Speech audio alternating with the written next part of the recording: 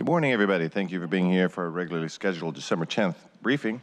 We do have 3 council members who are excused from this briefing and today's action, so we'll be down 6-handed, so to speak. Our program for this afternoon will be, we'll have our federal legislative session update. Leslie Paulner's on standby, and I would ask that with our equipment, I've been sort of admonished to speak slowly if we can to make sure that there might be a slight delay such that we're using our audio equipment here, and we'll pipe her in on a visual as well.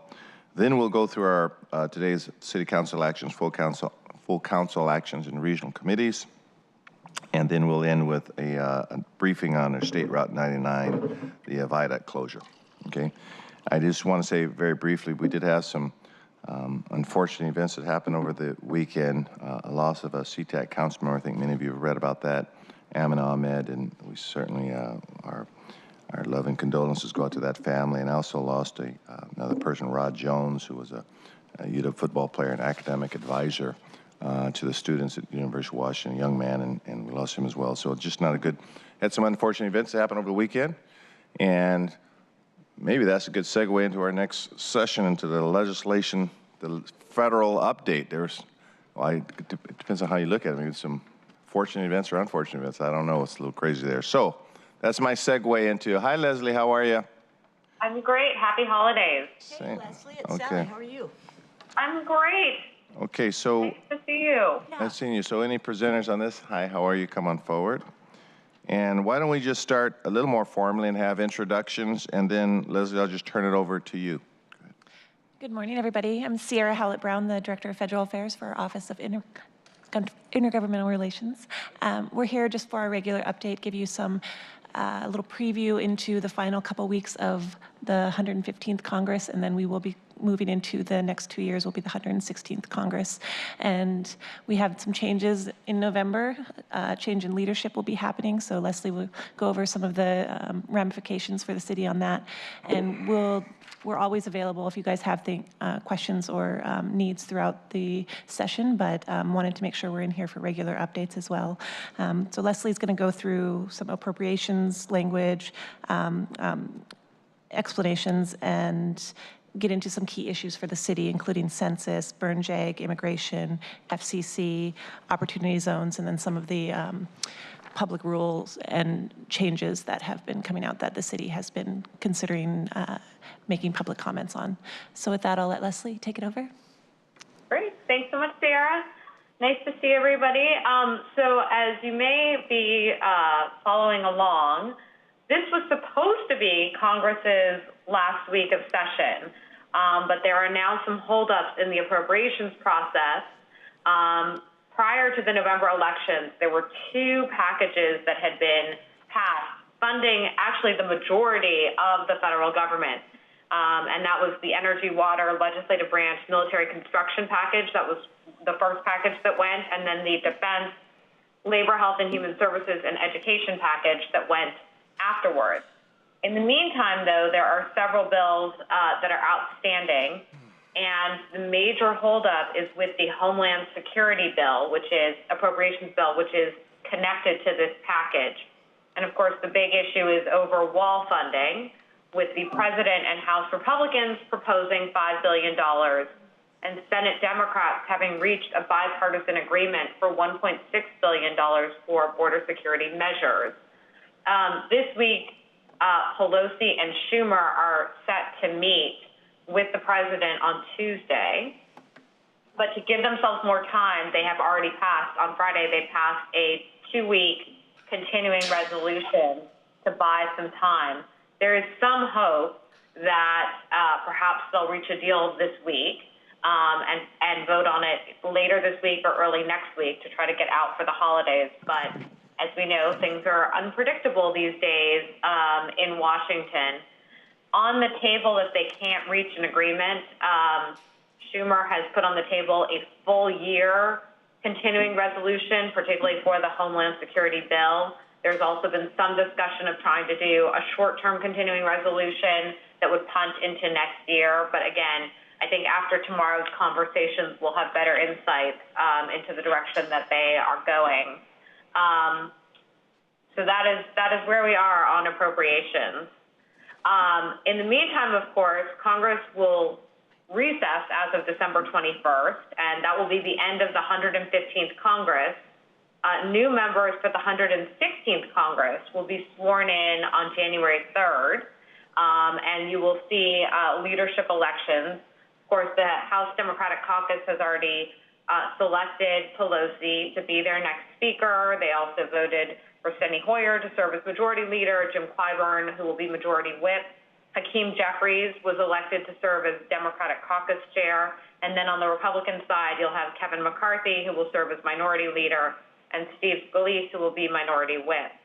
And so all of those decisions will be ratified on January 3rd.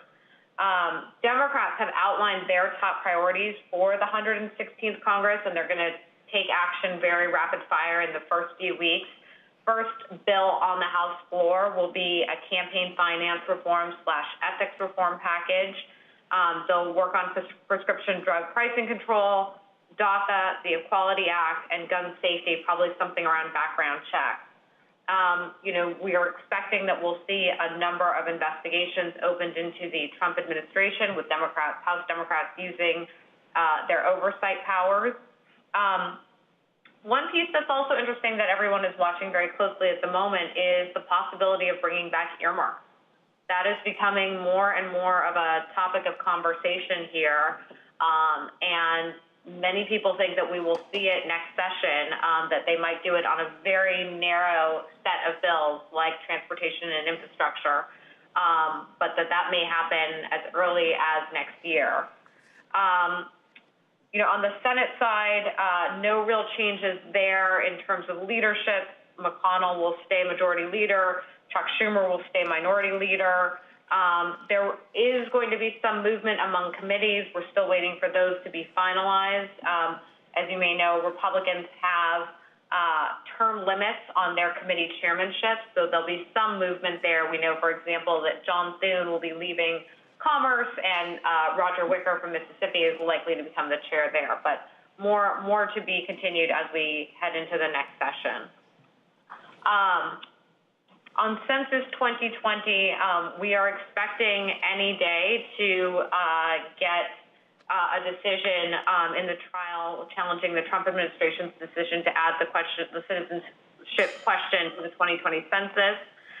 We expect to see a ruling within the next few weeks. Democrats are also saying that they are going to be asking tough questions about the citizenship question and have already started submitting letters to the administration. They'll be asking them to testify about the decision to add the citizenship question. On Burn Jag, we've actually had some good news. And so the 2017 JAG awards have been awarded. And we also had a permanent injunction on December 3rd that blocked the DOJ from enforcing 3 immigration-related conditions on grants distributed in 8 jurisdictions, including in Washington state. So the trend is moving in our direction, which is fantastic. And cities have begun drawing down on their Burn Jag funds. On immigration, related topic on the public charge, the DHS, as we know, announced the release of the administration's proposal to significantly broaden the definition of what constitutes a public charge, which would be a major shift in our policies here. They're looking now to look at benefits such as non-emergency Medicaid, the low-income subsidy for prescription drug costs under Medicare Part D, SNAP, housing assistance.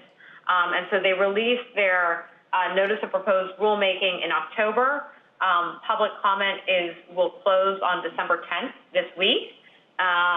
Mayor Durkin has submitted comments individually and jointly with Conference of Mayors. And Sarah, did you want to mention anything on that as well? I know you all received on Friday, I believe, the final 24-page public comment that the city's planning on submitting. So if any of you wanted to join that, the deadline is today. So we'll be sending that out this afternoon. And so we expect to see a final rule on that in early February, with lawsuits being filed shortly thereafter. Leslie, just real quick, if I might. Just Leslie, hold for 1 sec. Councilmember Mosqueda. Sure. Thank you. Hi, Leslie. It's Teresa Mosqueda. Hi. Hi. I just wanted to note for the audience and for our colleagues as well, in Councilmember Gonzalez's place today, I'll be talking about the final letter that's coming from the council as well, and have an opportunity for folks to see that final letter and sign on this morning, so that we will be meeting today's deadline of sending our comments on the public charge rule as well. And we will do that this morning in the public session, just to make it clear. Okay, thank you. Great. A few last things. In September, the FCC approved fairly sweeping regulations for 5G wireless infrastructure, many of which significantly preempt local control from local jurisdictions. They're doing things like establishing really strict shot clock time limits. They are limiting what local governments can charge. And so this has been a real issue. There have been several lawsuits that have been filed on this issue. The city is also taking part in a lawsuit on this issue. So, more to come on this, but this has been something that we've been tracking very, very closely. On opportunity zones, the Treasury Department and IRS released their long-awaited guidelines on October 19th. They are looking for comment on their guidelines, and they've got a 60-day turnaround time, so those are actually due quite soon. Conference of Mayors, who we've been working with, is actually going to file joint comment on this. We expect to see additional rules coming out in early January.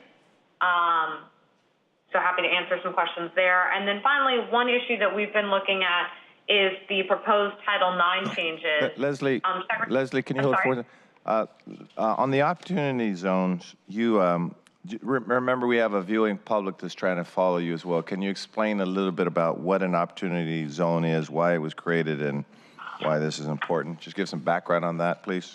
Absolutely. So the opportunity zones were created through the Tax Cuts and Job Act of 2017. This was the tax reform proposal that Congress passed last year. And they're census-based tracts that are designed to encourage private investment in economically distressed communities. And they create these new tax benefits for corporations and businesses that invest in these specific tracts. The tracts were, cities were able to nominate themselves to their governors or to their states to be designated as an opportunity zone. The governor in turn submitted those to the federal government, to Treasury, and in June there were 8,761 communities that were designated as qualified opportunity zones. And this is a designation that they will hold for 10 years. And so under the program, investors can defer tax on almost any capital gain until December 31st, 2026 by making an investment in an opportunity zone. And there are very specific requirements in order to sort of figure out the amount of capital gain that can be deferred.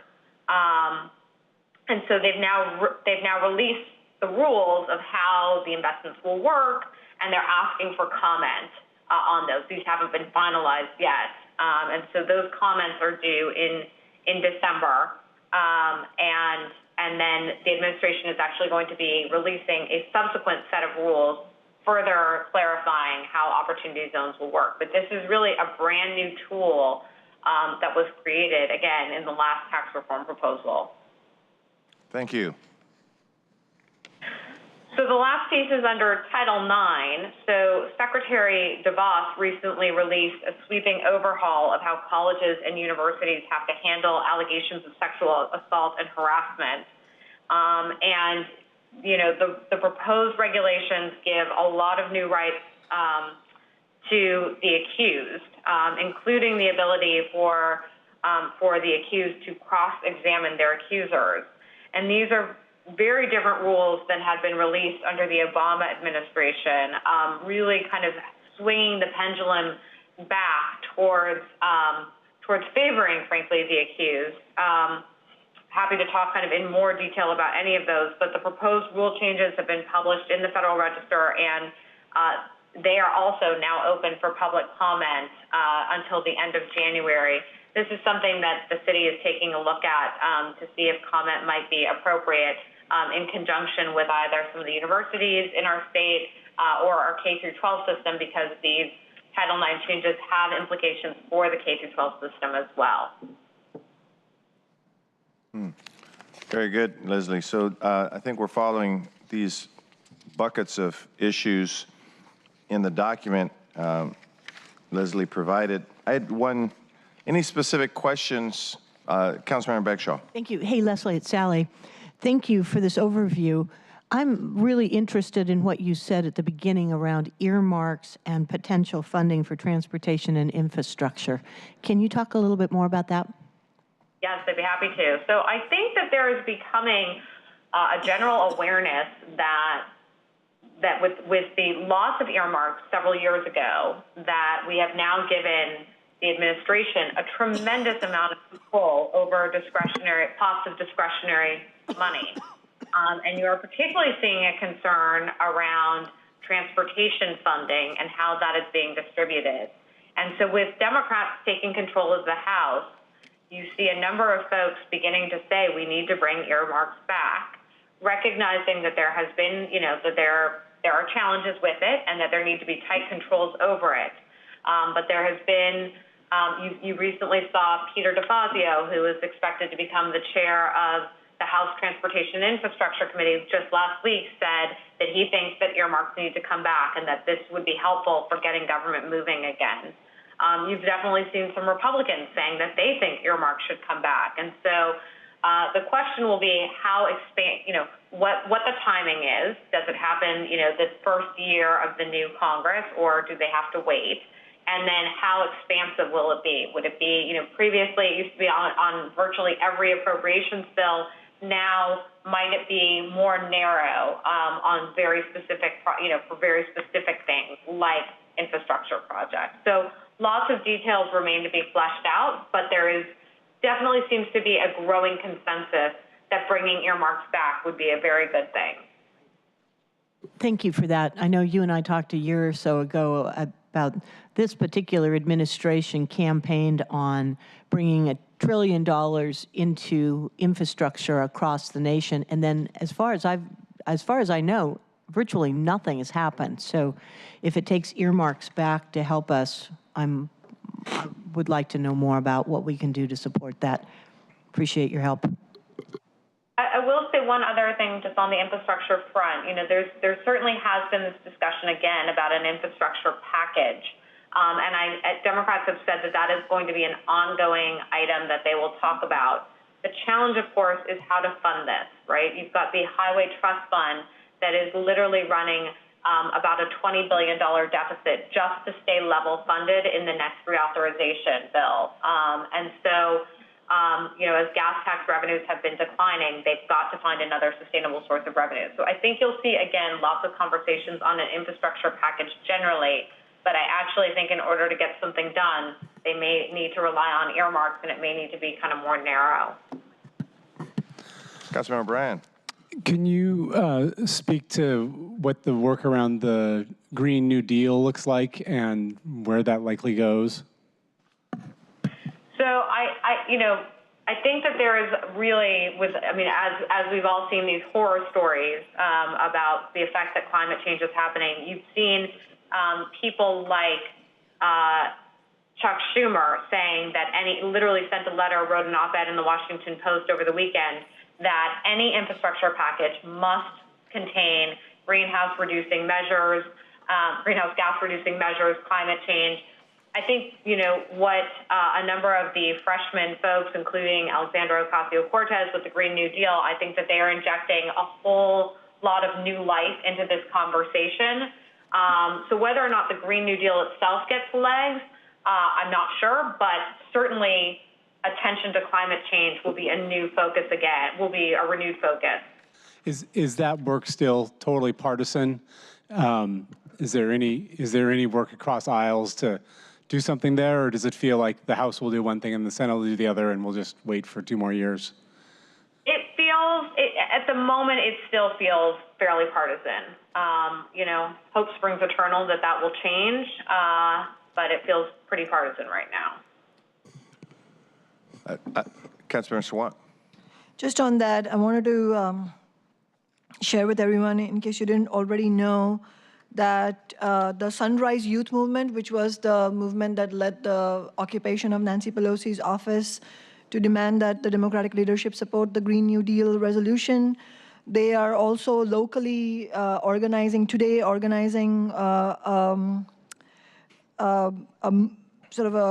an action but at Pramila Jayapal's office, urging her to support the Green New Deal, which she hasn't yet. So they're saying that some of them will be there today, and the Facebook event shows around 350 people who are signed up to it.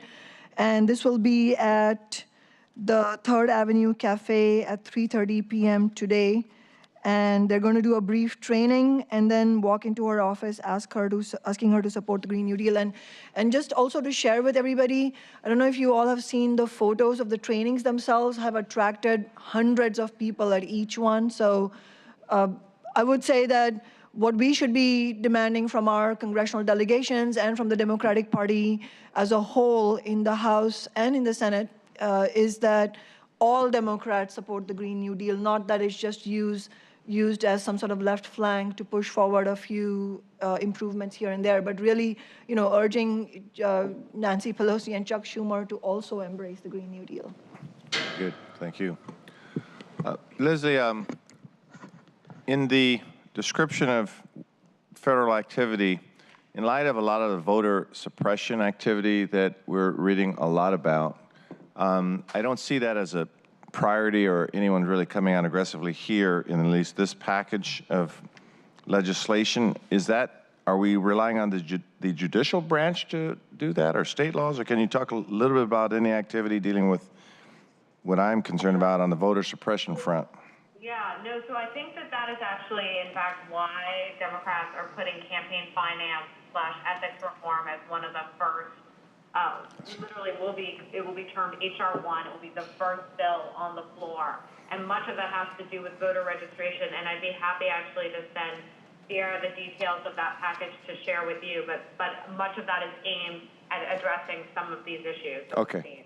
And I would just say that's a good segue. That what the memo that Leslie prepared is not representative of the city's kind of overall priorities for the 116th Congress, and that is a package that we are working on right now, and we hope to have complete by the end of January for our delegation, what the city's priorities are. So we're currently in the stage of working with all of the departments in what their federal priorities look like, and hope to work with all of your offices too. So I know that we worked individually with a lot of you last time around, but it would be great if you had a staff person that I could work directly with as well. So if you all could think, maybe if you have a staff person that could be identified to help me work on the federal agenda in the next couple of months, that would be really helpful, just to help your voices and priorities come through as well. Good. I didn't realize this in the ethics or finance piece, so that's great. Okay, anything else? Thank you, Leslie, for assisting us. Any other questions for Ms. Pollner at all? Are we good? Thank you again. We'll chat soon, and we're working on our agenda to assist you. Look forward to it. Thank you. Okay. Okay, thank you all. Okay, let's make sure that's off. Okay, so before we have a briefing on the viaduct closure, let's just go around very quickly and talk about today's full council actions. We don't have any items up to vote on from the Governance, Equity, and Technology Committee. We do have some possible walk-on items, I've been informed, and some proclamations, so I'll let the respective council members talk about that as we get to them. So that's all I have.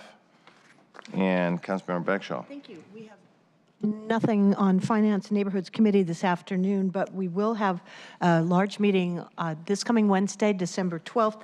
This will be our fourth quarter supplemental budget package. We will be voting it out that day so that we can get it to our committee, our full council next Monday, the 17th. So if you've got any issues, please make sure that you talk to me before Wednesday, because we will be voting that afternoon on it. So we're also going to be addressing a fourth quarter employment ordinance, animal fee legislative technical cleanups from our budget. We have a consolidated housing block grant summary and review, 3 landmark designations, and 10 appointments to the Youth Commission. Thank you. Thank you, Councilmember Extra. Councilmember Sawant. Thank you, President Harold. Good morning, everyone. Morning. There are no items on today's City Council agenda from the Human Services, Economic Development, and Renters' Rights Committee. The meeting of the committee that was previously scheduled for tomorrow at 2 p.m. has needed to be postponed because the Human Services Department is going to be in meetings that day and unable to come and do the agenda items that we had planned to do for that meeting. So that will be moved to January of next year. Thank you very much. Councilmember Mosqueda. Thank you, Mr. President. I would like to first start with a overview from our council member and colleague, Lorena Gonzalez, who is not with us today. I do have some notes for her. There's one item that she would like to report on to the full council today. Earlier this year, we heard about the Trump administration desire to propose changes around who may or may not be considered for status, including legal permanent residency and citizenship. We just heard a report from Leslie about this as well, and by way of reminder, on September 22nd of this year, the Trump administration announced a proposed rule change for green card consideration that would negatively impact immigrants and immigrant families who access public services that help them stay healthy or pursue education and economic stability. This is unacceptable for many reasons. The fear in immigrant communities is not only harmful when an immigrant family decides not to access programs like SNAP, Apple Health, WIC because of fear, but it will also have negative financial impacts on our healthcare system, healthcare spending, especially on our hospitals. It can erode positive gains in our healthcare enrollment efforts and makes a detrimental impact on families, women, and children, making them less healthy, decreasing access to nutrition, and impairing their health. There has been national outrage about the rule. But there's been a lot of effort as well to make sure that people locally are educating the public about the importance of getting their comments in. Again, the comment period ends today, and we here at the city are poised to submit our comments today.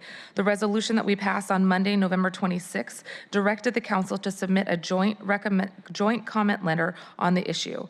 I'm passing that around for your consideration and hope that folks may consider signing it. Last week, Councilmember Gonzalez's office circulated the public comment letter that is in this document via email. I'm asking for folks to continue to sign onto this on Councilmember Gonzalez's behalf, and we will send this to the Department of Homeland Security immediately after council briefing.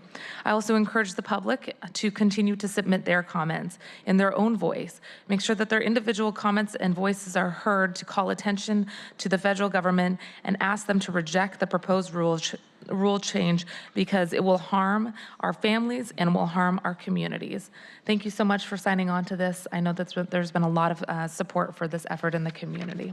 Thank you. And we wish Councilmember Gonzalez the best of luck representing the city in Barcelona today. On behalf of the Housing, Health, Energy, and Workers' Rights Committee, we have two reappointments to the Capitol Hill Housing Improvement Program Council. We have 4 new appointments and 2 reappointments to the Labor Standards Advisory Commission at today's full council agenda. We'll also be voting on the Office of the Employee Ombud. We have taken a lot of effort over the last few months to make some improvement to the Office of the Employee Ombud legislation that you'll have in front of us. So we now have a process that helps us ensure greater independence, an entity that is free from political influence, making sure that individuals feel like they have a place that they can go to talk about incidences of harassment or intimidation, and also make sure that we as a body are looking at systemic policy changes that are needed to improve training, create in-person training, ongoing training, and really dispute resolution training, which I think will be needed in the future, bystander training, so that we can prevent these types of behaviors and not just address them when they come up. I think it's a really great first step. If you haven't had a chance to look at the legislation we circulated last week, would love for folks to do so and hope for your support today. Lastly, we'll be voting on an ordinance to complete the joint utility trench in Bothell. The next meeting of the Housing, Health, Energy, and Workers' Rights Committee will be on January 17th. We're going to move that meeting to 10 p.m. for a start time, given the period of maximum constraint that we'll be talking about, or I see the Seattle Squeeze is the new name. We will be discussing at that committee meeting the Seattle City Light report that came out about harassment. We'll be getting an update from the general manager and CEO on her first few months in office. We'll also get a report back on the enterprise map, the Home and Hope map, that provides a list of all publicly available land for building housing. I had an opportunity to join with Councilmember Bagshaw last week at the Association of Washington City's Board of Directors meeting as we prepared to head into the legislative session. And this Wednesday, I will be joining the Muckleshoot Holiday Party. I do have one item that I would love to bring to your attention. We are very interested with your support in bringing forward a resolution. The draft resolution is being handed around for your consideration here. This is complementary to the effort that Councilmember Herbold led on, which is her effort to make sure that we are recognizing Human Rights Day today. December 10th is the 70th anniversary of the Universal Declaration of Human Rights, which was signed in 1948.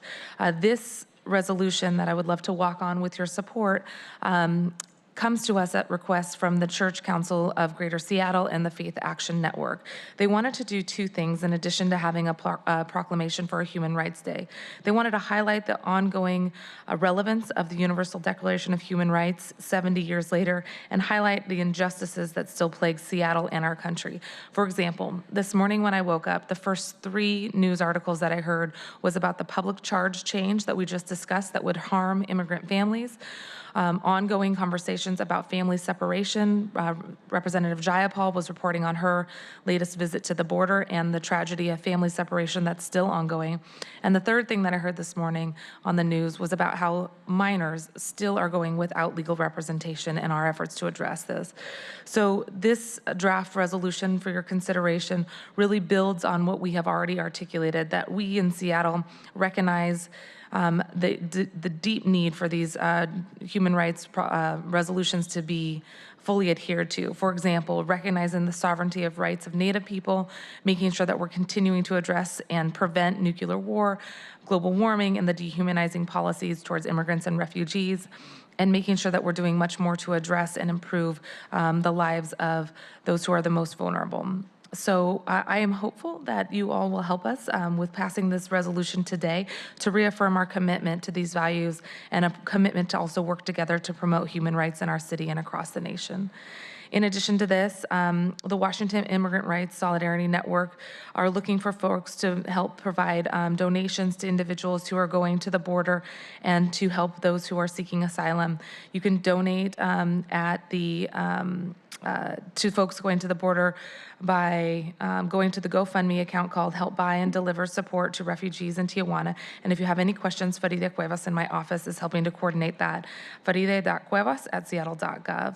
I'm happy to take any questions about this, and apologies for the miscommunication earlier. We would love to be able to walk this on. No problem. Very supportive of it. Thanks for sharing it with us this morning.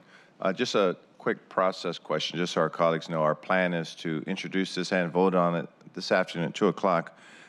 Is there a central staff member working on this? And if we had any questions, what central staff member will we talk to about that? I will get that before we close out, but yes, Okay. there is a central staff person that's working closely with us. Okay, and the process, everyone knows the process goes through law, and it should be ready this afternoon at 2 o'clock, and it pretty much is Yes, ready. and we will send a final around prior to noon, Okay, just to confirm. excellent. Thank you for that. Thank you for bringing this to our attention. Any other questions on that? And are you finished? Should we go to the next council member? I'm done now. Okay, thank you so much. Councilmember Johnson. Thanks. Good morning. 1/4 of the agenda this afternoon is coming out of the Planning, Land Use, and Zoning Committee, so I'm going to take just a couple of minutes to orient my colleagues to the couple of items that we're going to be voting on this afternoon. 3 reappointments to the Seattle Planning Commission, which are folks that are doing really good work as stewards of our comprehensive plan. We also have 2 amendments to that comprehensive plan. One would clarify our goals around off-street parking, which is basically a fancy way of saying we hope that off-street parking helps, and the change of eliminating the requirements of off-street parking helps to reduce the cost of housing, both affordable and otherwise. And then a slightly longer conversation happened at the committee about the changes to future land use map adjustment to revise the Ballard Inner Bay Manufacturing and Industrial District boundary to facilitate the major institution master plan process that will start pretty soon from Seattle Pacific University. We've got one or two pieces of property that are within a boundary that overlaps both of those two things, the major institution overlay and the manufacturing and industrial district. And for several years, we had hoped that this issue would be resolved through an industrial lands task force process that has made a series of recommendations, but those recommendations have been stalled in their implementation. So in exchange, we are making a decision to move forward on this one action, though we would love to have had a more comprehensive look at all of the sort of little individual adjustments that likely need to occur to clean up all these sort of inferences in the code that are kind of cross purposes with each other. This is one of those where we're going to take a sort of a one-off approach and allow for a change to that boundary so that there's a lot more clarity for the Seattle Pacific University folks as they enter into their major institution master plan. Finally, we're going to be taking action on a final council bill and clerk file associated with the University of Washington's major institution master plan. This has been a 2.5-year process by which there's a whole lot of background that our Council Central staffer, Lish Whitson, can walk you through if you'd like to be reminded. But in essence, in September, the council had adopted a resolution with a draft final major institution master plan that is required as part of our city's university agreement with the University of Washington. The Board of Regents, as well as all the appellants to the major institution master plan, then had an opportunity for a reply. There was a reply to those replies, and then we consolidated all those replies and looked at a series of amendments that were adopted out of committee last week for consideration. And the consideration this afternoon would be a final action by ordinance of this council, which then has to be approved by the University of Washington Regents before the major institution master plan is finalized. There were several amendments that were adopted by the committee, mostly recognizing things that were included in the resolution that were agreed to by the University of Washington, including the construction of 450 units of affordable housing, that affordable housing include a range of unit types and a commitment to long-term affordability, a request that childcare be incorporated into that affordable housing, a request that bicycle parking be prepared, and that the university work to develop a child care voucher program, as well as asking for annual reports on all of the topics that are included in the plan. And finally, restoration of a height of 240 feet on one of the sites that are adjacent to the light rail station or very near to the light rail station. So I'll have more to say about that this afternoon, but it has and continues to be a quasi-judicial process. So I'll remind the council president this afternoon we can take no public testimony on this. And if folks have questions, this has been about half of Lish Whitson's life over the last 2.5 years, and I'm sure he'd be happy to answer any questions that you have. We will have a Planning, Land Use, and Zoning Committee meeting next week, December the 19th, to discuss 3 items: implementation of transportation of level service standards, briefing and discussion on a couple of design guidelines, one in Uptown and one in the U District. And then finally, because of my absence last week, I wanted to take a quick victory lap to remind folks that though there has been a lot of strange news out of Washington, D.C. of late, one of the good pieces of news for us is the final full funding grant agreement for the Linwood Link project, which is a $100 million investment in our city's expansion of our light rail program, which, if had it not occurred, it would have likely resulted in a delay of that expansion of the Linwood Link program and or changes to the scope. I'm very grateful to say that we don't have to do either of those things and instead continue to see that project on time and on budget and come to fruition in 2023. Very good. That's it for me. Thanks for sharing that with us. Thanks, Councilor Johnson. Councilmember O'Brien. Thank you. Councilmember Johnson, I had to do some math because you brought it up. So we are a third of this afternoon's agenda items, 8 out of 24. Pretty excited about that. There are 6 appointments or 5 appointments and 1 reappointment in the Seattle Bicycle Advisory Board, and then we have 2 pieces of legislation related to street vacations. The first is completion of a street vacation on Terminal 18, Harbor Island. This is something that begun, I think, almost 2 decades ago, where we did conceptual approval, and there was a bit of cleanup that had to be done. And for whatever reason, some of those cleanup pieces got held up for years and years as far as easements for certain utility things that were in the former right-of-way. But those are all complete. We passed that out to committee, and so I know the Port of Seattle is anxious for us to tie this one up in a neat bow. The other street vacation related item is for City Light. Now this is the clerk file, so this is at the front end of the process where we're granting conceptual approval. Talked about this just briefly last week at the briefing. This is for the Broad Street substation, where Broad Street is being vacated. There's a little corner parcel that's a triangle, roughly, I don't know, 100 by 80 feet. I'm not going to do the math right because it's a triangle, but it does not have any negative impact on the work, Councilmember Bagshaw, around citing a skate park on across the street on a piece of land that is also includes part of Broad Street that will be vacated later there. Again, that's conceptual approval we'll be granting, and then they'll do some street improvements and other things over the coming months or year, and then we will have an opportunity to come back and do the final approval later. That's it from Sustainability and Transportation Committee. We do not meet this week. We have our final meeting of the year a week from tomorrow. Very good. Thank you, Councilmember Bryan. Okay, we're ready for our briefing session, so come on up, any presenters with the viaduct closure issue. Council President, Yes, just to close the Councilmember loop, Mosqueda. Asha is currently reviewing the resolution for us. I'm sorry? Asha is currently reviewing it. And we Asha will, appreciate it. yes. Asha Venkataraman will be the person for the human rights resolution. Any questions?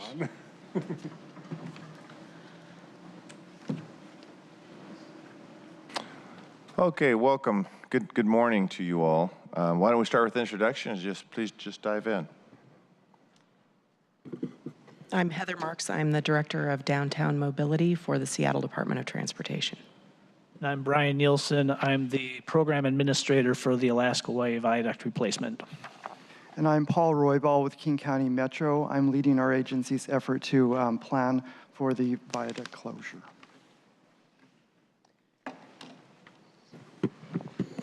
So good morning, and thank you for having us here to give this presentation. We're all excited to be working together and able to share this information with you. So I'm sure I hope it comes as no surprise that the way that we are going to get around in the city of Seattle is about to change significantly.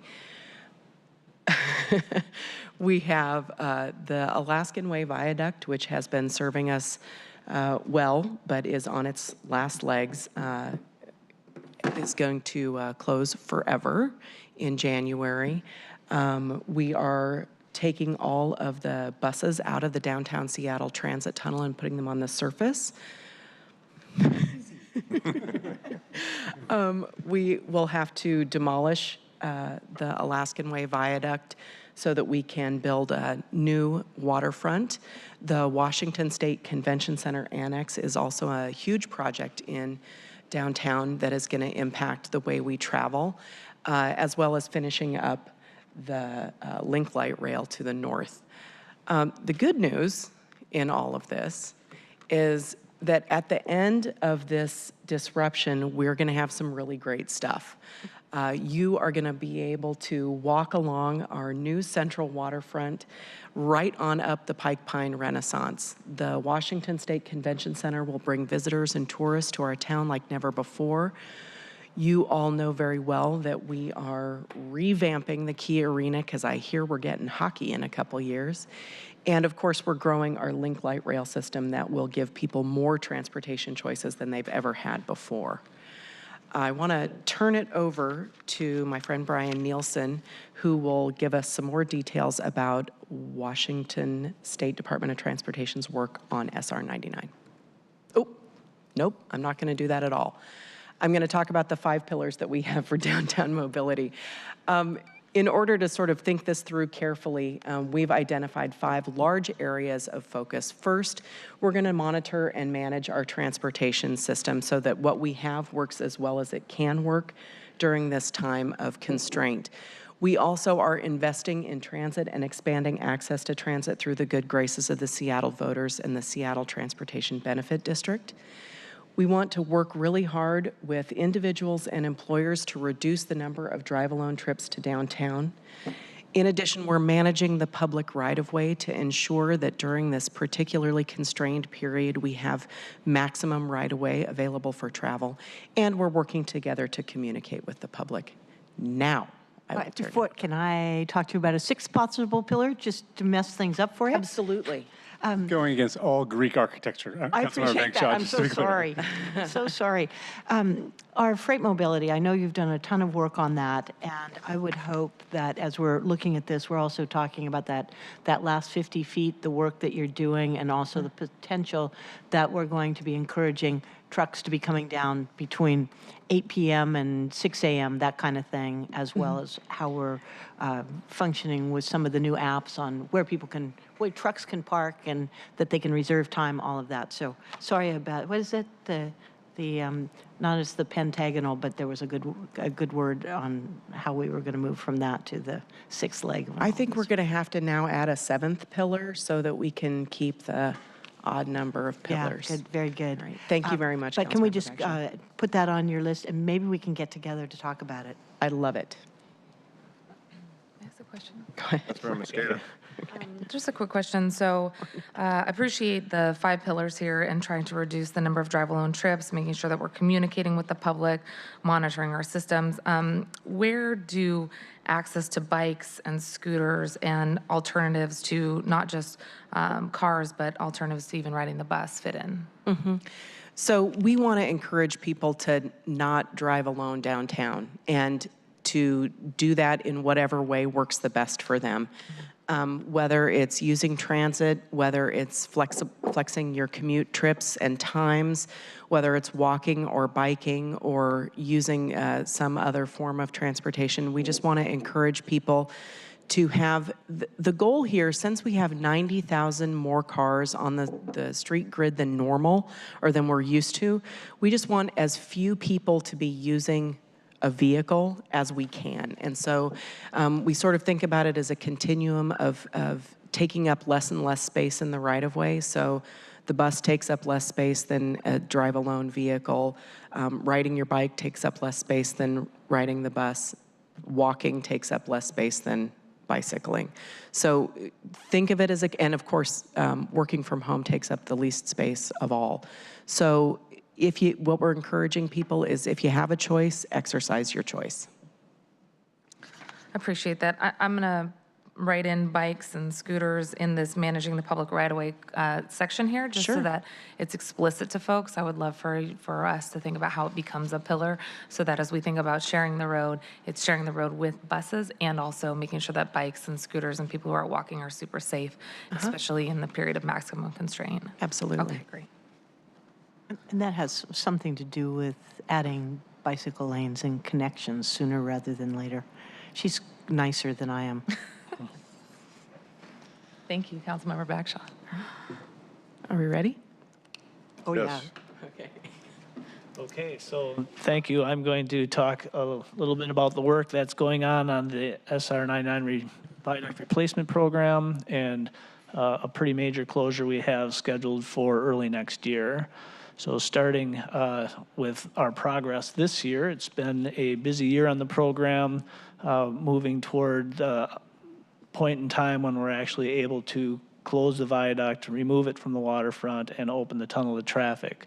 Some major accomplishments, or the major accomplishment for this year was probably the fact that Seattle Tunnel Partners, the contractor that has built the SR 99 tunnel, reached substantial completion on the tunnel. We're now in a period where we're spending a lot of effort on completing preparatory work in the north and south portal areas, and also our maintenance operations people working inside the tunnel, getting all those last tests complete and getting ready to operate and maintain that. And that involves a lot of work with SDOT and Seattle Police Department and fire staff as well, making sure that we're prepared to operate the tunnel in a safe and efficient manner when it opens next year. In January of next year, we are going to close Highway 99 for a period of about 3 weeks, and that is going to be the permanent closure of the viaduct. When that work is completed at the end of January, in February, we will open the tunnel to traffic, and that tunnel opening will be followed very closely with our next phase of the viaduct replacement program, and I'll talk about all that in the next few slides. So people often wonder, why are we closing Highway 99 for a period of 3 weeks? It seems fairly simple to switch traffic from one roadway onto another, but it's actually a little more complicated than that. The graphic shown here, the areas shown in yellow are the existing highway alignments in and out of the tunnel on the north and south portals. The areas in orange are areas where the new highway alignments are in direct conflict with those. So in all those areas in orange, we have to remove existing pavements and infrastructure and build new roadways. Couple of key points here. The work is actually, preparatory work for this closure has been ongoing, but we are going to see a couple of things happen just this coming week. We're going to narrow a lane in the northbound direction south of the South Portal area to allow work to start on taking care of a little dip issue that's come about on the highway down in the south area. In the North Portal area, we're also going to narrow lanes up just a little bit on the alignments approaching the Battery Street Tunnel so we can get started on some critical work that will occur during the closure. On the 4th of January, the northbound on-ramp from Royal Brome onto Highway 99 and the southbound off-ramp to Atlantic Street will close, and that will really be the kickoff of this SR 99 closure. The highway itself closes on the 11th of January and will be closed for about a period of 3 weeks. Quick question on that. Sure. On the 11th closure, that's a Friday. Is it after work, like midnight or 10 p.m. or something, or is that commute going to be? No, it would be after the commute period, later in the evening, yes. Great. And then on the photo on the left there for the south tunnel portal, you have an orange zone kind of close to that triangle building. Is that is there a structure that needs to come down there, or is that just representing the tunnel entrance or something? Great question. Actually, there's a new intersection there. The 4 yellow vertical lines you see are the smokestacks from the operations building. There's a new intersection being built there at Dearborn and Alaskan Way, and that connects in the orange triangular area to First Avenue. So one of the first orders of work during the Highway 99 closure that weekend of the 11th is to remove 2 or 3 spans of the viaduct. So once we start this closure, we are committed. Got it. Not going back. Not going back. Not going to reverse it. Tunnel's going to stay. We're only headed in one direction. To be clear, is it the viaduct itself or that off or on ramp, which is now acting as part of the viaduct that would come down there? Yeah, good clarification. It's the formal viaduct ends about a block to the north. So these are temporary bridges that were constructed as part of the detour to build the tunnel. Got it. So those come down in the 3-week period, and probably pretty quick, I guess, because then you got to build the thing underneath it in the next 3 weeks. Yes, that's correct. You'll be busy. And didn't you tell us, Brian, that Kiewit has agreed to bring on 4 teams, that it's really going to be expedited throughout this period? Yes, and to clarify, the contractor that is doing the work during the 3-week closure will do that small scope of demolition at Dearborn Street, and then after the tunnel opens to traffic, Kiewit Construction will start the demolition of the viaduct. I see. The major demolition of the viaduct. So I mentioned that SR 99 will close for a period of 3 weeks. The limits of that closure will be from Spokane Street to the Battery Street Tunnel. So that would include the on and off ramps at Columbia and Seneca and at Western and Elliott. This is a major closure. About 90,000 vehicles a day use Highway 99 on a typical weekday today. So as Heather mentioned, we have a large constraint in volumes available with that number of vehicles moving off of the viaduct. People are really encouraged to find other ways to manage their trips during this 3-week period. Can I just throw one more thing in? Councilmember O'Brien brought up something last week, which I thought was a great idea, which is to encourage employers maybe to allow a little more flex time. So maybe you stay at home for the first hour or two, do your emails at home before you try getting in. So I don't know whether that was something you wanted to follow up on, but I thought it was a good idea. Yeah, maybe we'll get through the technical parts and then we can talk about some of the things we're thinking about. And I have some questions too about capacity in the system and what you're all recommending for us and others. Okay. That sounds great. Thank you. So want to highlight there's a reason for all this, and there's some light at the end of the tunnel, excuse the pun, and we do plan to celebrate that fact. So during the last weekend of the planned 3-week closure, we are going to have a public event to celebrate not just the opening of the tunnel, but also an opportunity to say goodbye to the viaduct itself and an opportunity to kick off really the opportunity to start rebuilding our waterfront in Seattle. All of the information about this event is available at the website shown there at 99stepforward.com. The general agenda for the event includes a fun run Saturday morning, a public event including a ribbon cutting, public festival areas at the north and south portal, and opportunities to walk both in the tunnel and the viaduct on Saturday. And then Sunday morning, it'll kind of conclude with a bike ride. And all of those events, the fun run, the tunnel, and viaduct access on Saturday and the bike ride on Sunday require tickets. The public events are free. The bike run, the bike event and the run event on Saturday and Sunday mornings are pay events. All of those events, by the way, you can get those tickets at that 99stepforward.com.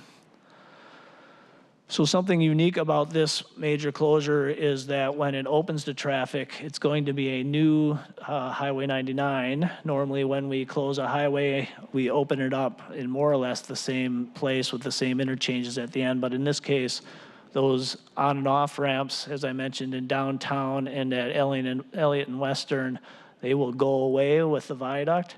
And when we open the tunnel to traffic in February of next year, there will be new interchanges at the north and south end. So Highway 2019 is going to be kind of a year of evolution. We will open the tunnel to traffic in February, and that will be open toll-free. There's going to we expect a period of time while folks adjust to that new system. Later in 2019, we will start tolling the tunnel, and we expect another adjustment period when that occurs as people make different decisions about tolling. And since I was not here on council when this was discussed in more detail, we know that this was a combination of conversations with the state and local partners. A lot of people, when I've talked about this period of maximum constraint and specifically mentioned that the Seneca and Columbia Street entrances and exits are closing, ask why. Can you remind folks why these exits and entrances are no longer part of the plan and what the historic conversation was around that? Sure. I think the simplest explanation is that in the middle of downtown Seattle, the tunnel is about 200 feet underground. So it was just not possible to make those connections. We have redesigned the interchanges at the north and south portals of the tunnel so that that access to downtown remains. And actually, we have a couple of slides come up here that we can kind of walk through that. Brad? On the toll issue, we've been briefed several times, and hopefully the public's sort of aware of the tolling strategies, but let's assume people aren't following it religiously. Can you talk a little bit about when the actual tolls will be collected, 6-7 months after, or the no toll area, and then the little bit about why there's a variance between 1 to 225 times of day, what that may look like, just so we share the information. Sure. I'm not sure I can, to be honest. Okay. I'm not tracking the tolling policy real closely. As far as a date to start tolling, it's later in 2019, and a date hasn't been set, more likely in the third or fourth quarter in 2019. As far as toll rates, there was certainly a lot of work done in setting toll rates and trying to kind of hit that sweet spot between the need to raise $200 million to fund the project and to minimize diversion onto the city streets. So the Transportation Commission landed on these rates. The 225 is essentially during peak hours, but I'm sorry, I don't recall exactly what those hours are. I apologize, put you on the spot. Perhaps Heather or Councilmember O'Brien, sometime next year we could talk about a briefing and getting all this information out. Didn't mean to put you on the spot like that. Councilmember Bryan, do you want to chime in at all? Well, Councilmember Johnson. I'll just say that we know that we'll have some other statements to make later, but when this shifts over and it's up and running, obviously there's going to be a transition period where people are figuring it out. But we expect that when things settle down, that there'll be a significant number of folks who previously took the viaduct who won't be taking the tunnel because of the access. We don't know what that number will be. And so we're going to have to see what the city streets feel like. And then we suspect that, like every other time you toll a road, people will also divert off it again. And so we don't know what that baseline is going to be looking like. And so this spring, it's going to be far from normal this spring because so many moving parts, but we'll hopefully get a sense of what that looks like. And my hope is that as we move towards implementing tolling, we'll be watching what that looks like. We haven't heard a date. In my mind, I'm bracing for some time in the summer, but I think from the city's perspective, the longer we put that decision off, the shorter we have the conflict, I think, on our streets. And so, you know, the schedule's out there on the pricing and the time of day and when that happens. And it's just a matter of when do they turn the switch on and get the technology up and running. But we're going to have a whole nother round of this when tolling happens, because that will be another thing that will shift some vehicles out of that new normal back onto city streets again. And we're going to have to prepare for that, like we're going to do for the closure, like we're going to do for bus tunnels coming out. So a lot of things going on. And I think we've seen a lot of you this in 2019. Happy to be here. If I may, Heather, I wonder if you could just spend a couple of minutes talking about how the city is planning to do that monitoring. You know, last time I was tracking this closely, we had 75 or 80,000 cars that were coming past the sort of south side of the Aurora Bridge screen line, and we know some large subset of those are now going to be exiting 99 and not using the tunnel and getting off somewhere around Seattle Center and trying to make their way into or around downtown. How is the city going to be managing that off-ramp, which is already a pretty congested environment today, and making sure that we are being cognizant of not only the period of maximum constraint, where we won't have folks accessing the tunnel writ large, but then when the tunnel opens, how many folks will then use that tunnel, and then when the tunnel gets tolled, how many folks will then divert back? How is the city planning to monitoring and or shift goals and responsibilities for getting folks through that complicated intersection over those next 6 or 8 months?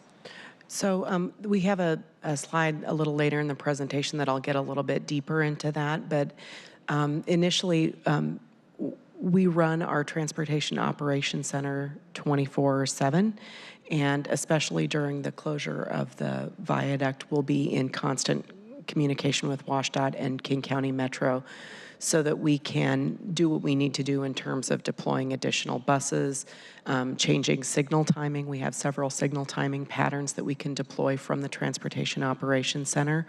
In terms of the specific interchange that you're talking about, I don't have any specifics off the top of my head, but one of the things that both you and Councilmember O'Brien said that is absolutely true is we really don't know how human behavior is going to impact this. And so watching very closely every day and doing what we need to do to make sure that the system operates as well as it can is our first stop.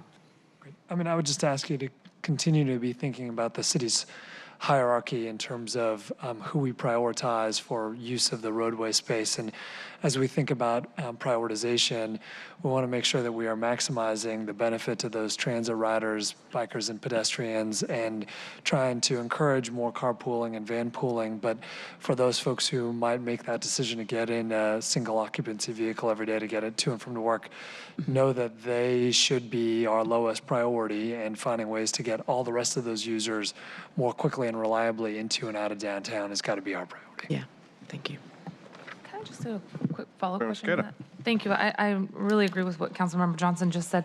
Can I ask you to reiterate your response, though? Were you saying you're looking at various options, or do we already have a transit-only line in the bus tunnel and exits and entrances? Do we have a transit-only line already dedicated? In the tunnel? Mm-hmm. I don't think, no, we don't. But what we do have is once we finish the Alaskan Way, there is a 24-hour bus-only lane, both inbound and outbound, and that's where all the buses from the south are going to come in and turn up Columbia. So that'll be the new transit route, so they'll have bus priority there. As far as north or southbound goes, that area at the tunnel portal, the north portal, is going to be under construction for some years, and so we're still working with WashDOT and Metro to figure out what the final condition for transit will look like up there. Do you guys have anything to add? That's good. Okay. I do want to say that transit, especially in this plan, transit is our highest priority. Making sure that maximum people can get in and out of the city on transit is absolutely the highest priority. We acknowledge that there are people who don't have any choice but to use their single occupant vehicles, but we're encouraging everyone who does have a choice to exercise that choice. Are we ready? Sure. I think that that's a great point. I think we also show that by putting in those transit lines. And I think it's made a huge difference in terms of the number of people using transit coming out of West Seattle, which I'm sure your data shows. So I would like to follow up with you on the timeline and ongoing conversation for having a dedicated transit line. Absolutely. Council member, I live in West Seattle, so I benefit from those transit priorities each and every day. All right. So we've been talking a lot about the new interchanges, so I thought I'd step you through exactly what those look like. So what we're looking here at is the north portal, the new north portal. So toward the top here in the background is Mercer Street. Right in the foreground is Harrison Street. This is 3 blocks south of Denny Way. The blue lines are northbound alignments and yellow are southbound. So these kind of most prominent ones in this photo, these are new on and off ramps to Harrison Street. They essentially replace the on and off ramps that exist today to Denny Way. This alignment, to familiarize yourself, that's the alignment that Highway 99 is on right now into the Badger Street Tunnel. So the area just off the photo to the south is Aurora Avenue going into Badger Street Tunnel. So more or less the replacement for those Elliott and Western ramps are these on and off ramps, northbound off ramp to a new intersection at Republican and Dexter, and a new on ramp from 6th Avenue into southbound, which can be accessed either from Mercer or from just off the photo here to the west would be kind of that Broad Street corridor. On the on-ramp at 6th, will folks be able to take a left Mercer westbound to get up there? I don't believe so. Heather, do you know if that left is permitted? I don't think so. I don't think so either. I think there's a barrier. Yeah, and so folks will be that want to come from that way will need to kind of loop around to Harrison or some other way. Is my understanding? Yes, that's correct. Okay, and then the Dexter the off ramp on the right side of the screen there that goes to Republican and Dexter. That's one that I have my eye on, in part because Dexter's a major bike thoroughfare and a relatively low volume street. And I think, there's a potential for a lot of folks that are coming from the south end to be using the new tunnel, accessing either South Lake Union or northern parts of downtown and just doubling back. And I think the character of that street is going to shift dramatically, or has the potential to. And how we manage that, especially especially the thousands of folks who ride in bikes daily use that corridor and are used to a certain level of volume, and also a bunch of new drivers who haven't done this. And I'm concerned about safety, especially at front, where people are going to be a little lost and disoriented on both sides. And then the long term, how we manage that to maintain it as a safe thoroughfare for all users. And this is just one of those areas where there's going to be a lot of folks trying a lot of new things out. February, March, April, figuring out where to go, and I think we just need to brace for that. And everyone's going to have to take a breath because everything's going to take a little longer. And I hope SDOT, the signal timing that we have to manage on that are based on years of experience. Kind of all that kind of goes out the window when we start new, and we'll have to be watching that really closely. That's exactly right. Yeah, I appreciate those observations. They're very consistent with all of our conversations, both internally and with SDOT, on that being a pretty critical intersection, and the monitoring that was talked about earlier, and the opportunities to make changes in that area as we start to understand how people will use the new system.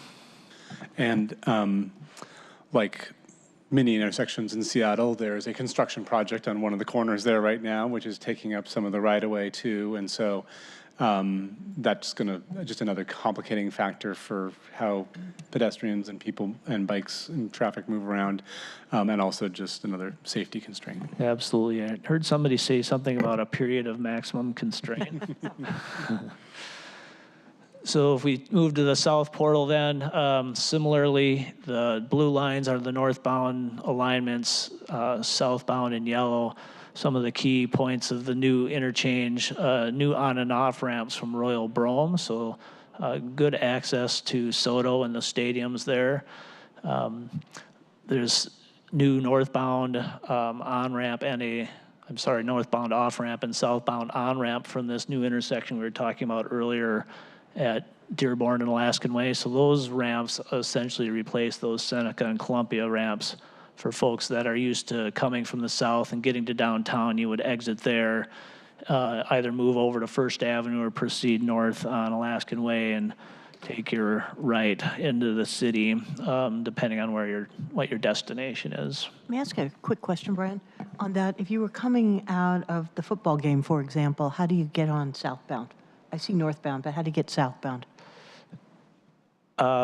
Southbound, you would have a choice to just turn right out of the stadiums or head south on the city streets, or you could go up to this new intersection at Dearborn and get on southbound there.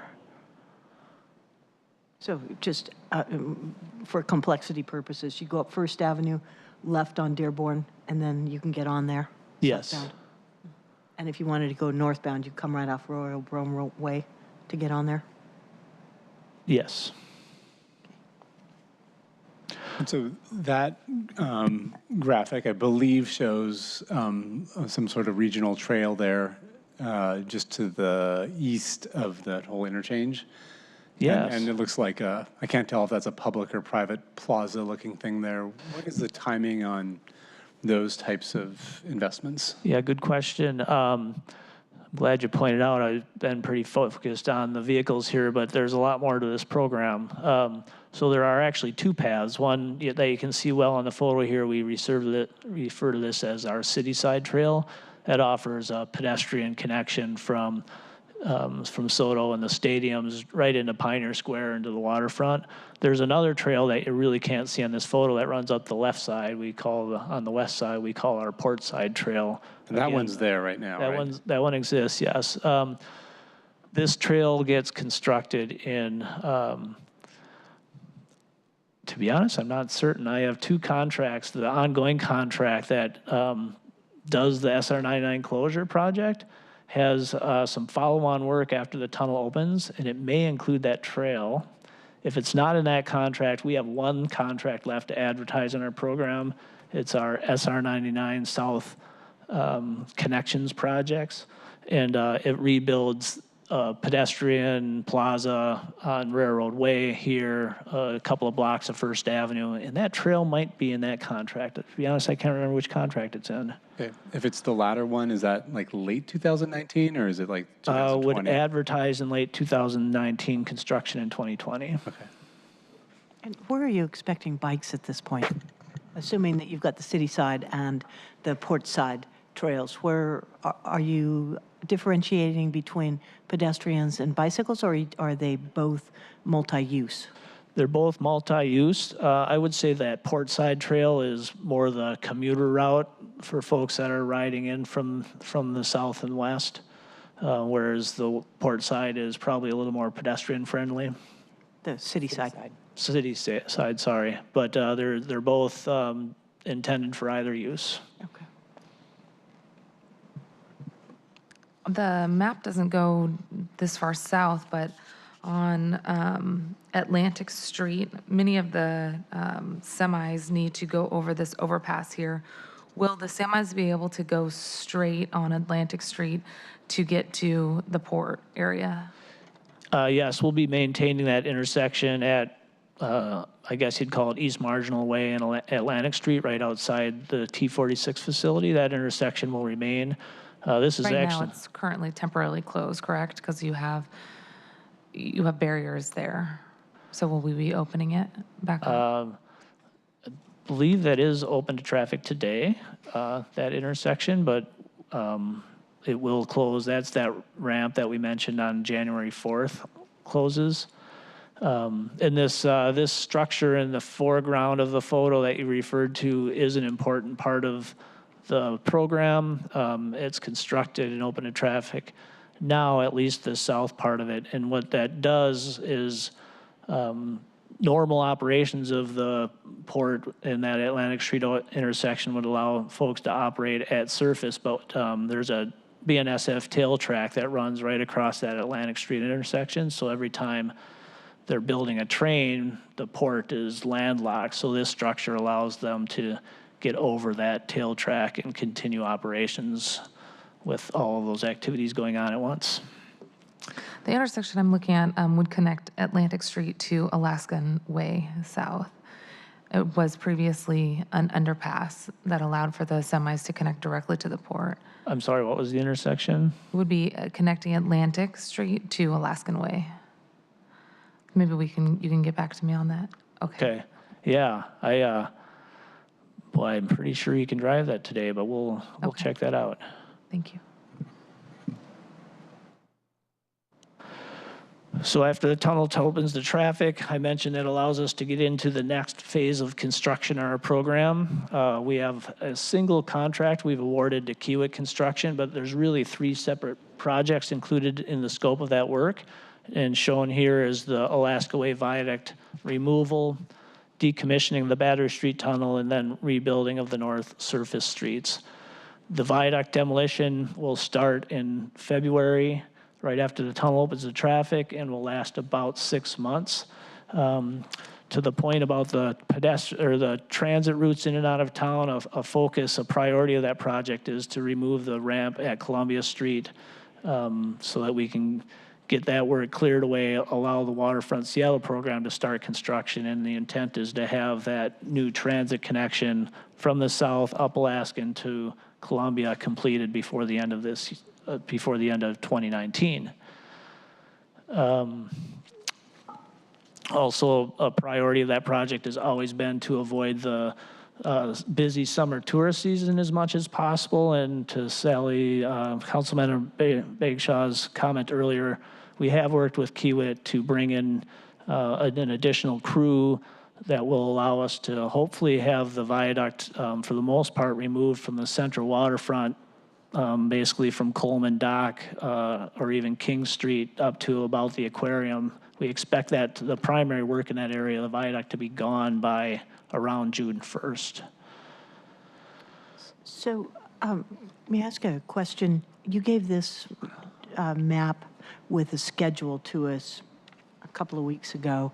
Has this been updated now? I've got one dated December 5th, and you've got it, from area 1A, 1B, 1C, 2, 3A, 3B. Is this the latest? I'm kind of looking at it I know. from, 'Cause I'd love to have the latest, if that's not it.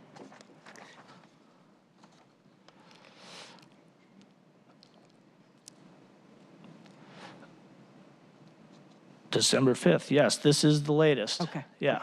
And this information, we've been doing some public open houses. There's one tonight, actually, 4:30 to 8 p.m., I think, at the Armory up at the Seattle Center, that a lot of boards with a lot of great information about this project, including that schedule information, is available there for folks that are looking for something to do that aren't Seahawks fans.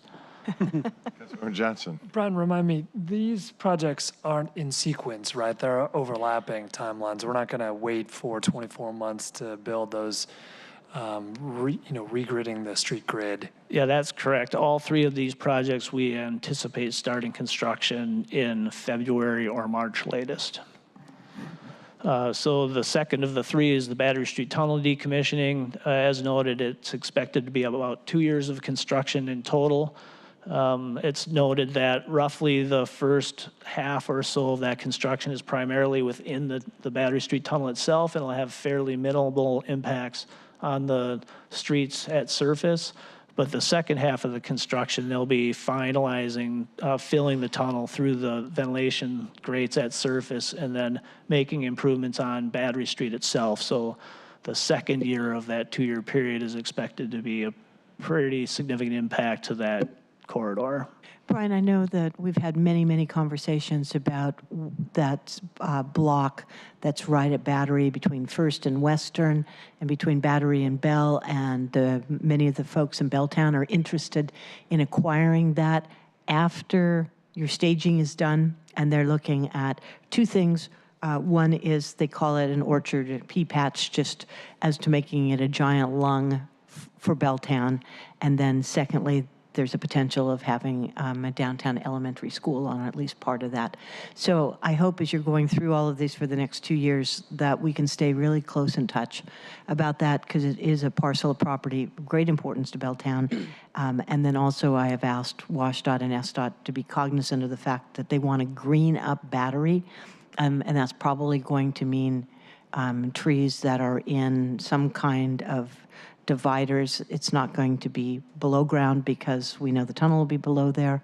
But if you'll just remember as we're going through here that water and electricity for that is going to be really important, and not get left behind and then somebody says, oops, we forgot water to water the trees along that Battery Street exit. I mean, it's now just going to be it's a street that I think transit is going to have priorities on, but greening it up is going to be really important for Belltown. Yes, I appreciate those comments. I know that SDOT has been working on some ideas on how to green up Battery, and we have been talking about that, so it is not lost on us. Good. Thank you. Thank you.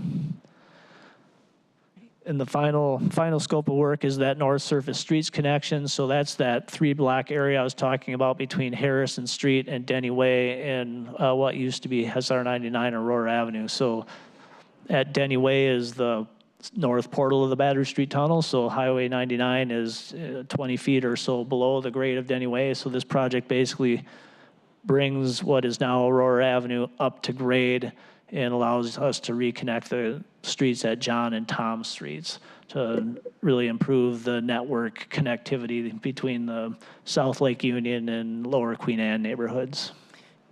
Could you just talk a little bit about Thomas Street being a priority for bikes and peds, and Harrison being a priority for cars and freight, I believe?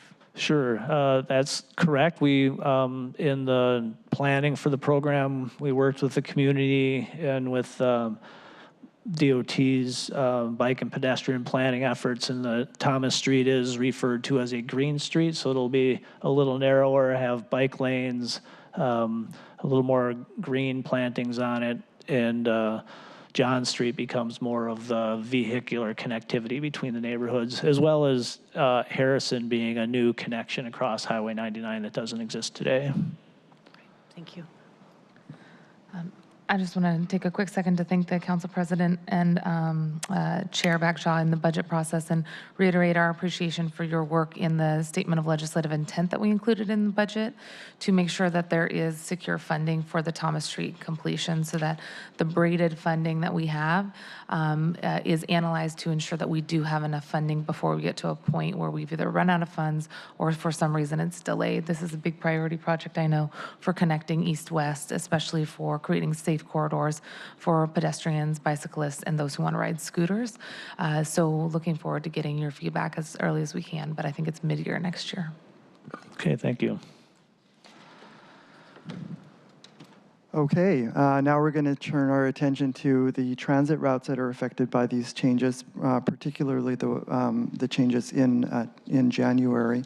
I will talk through some of those and some of the impacts and some of the efforts we're implementing to mitigate those impacts.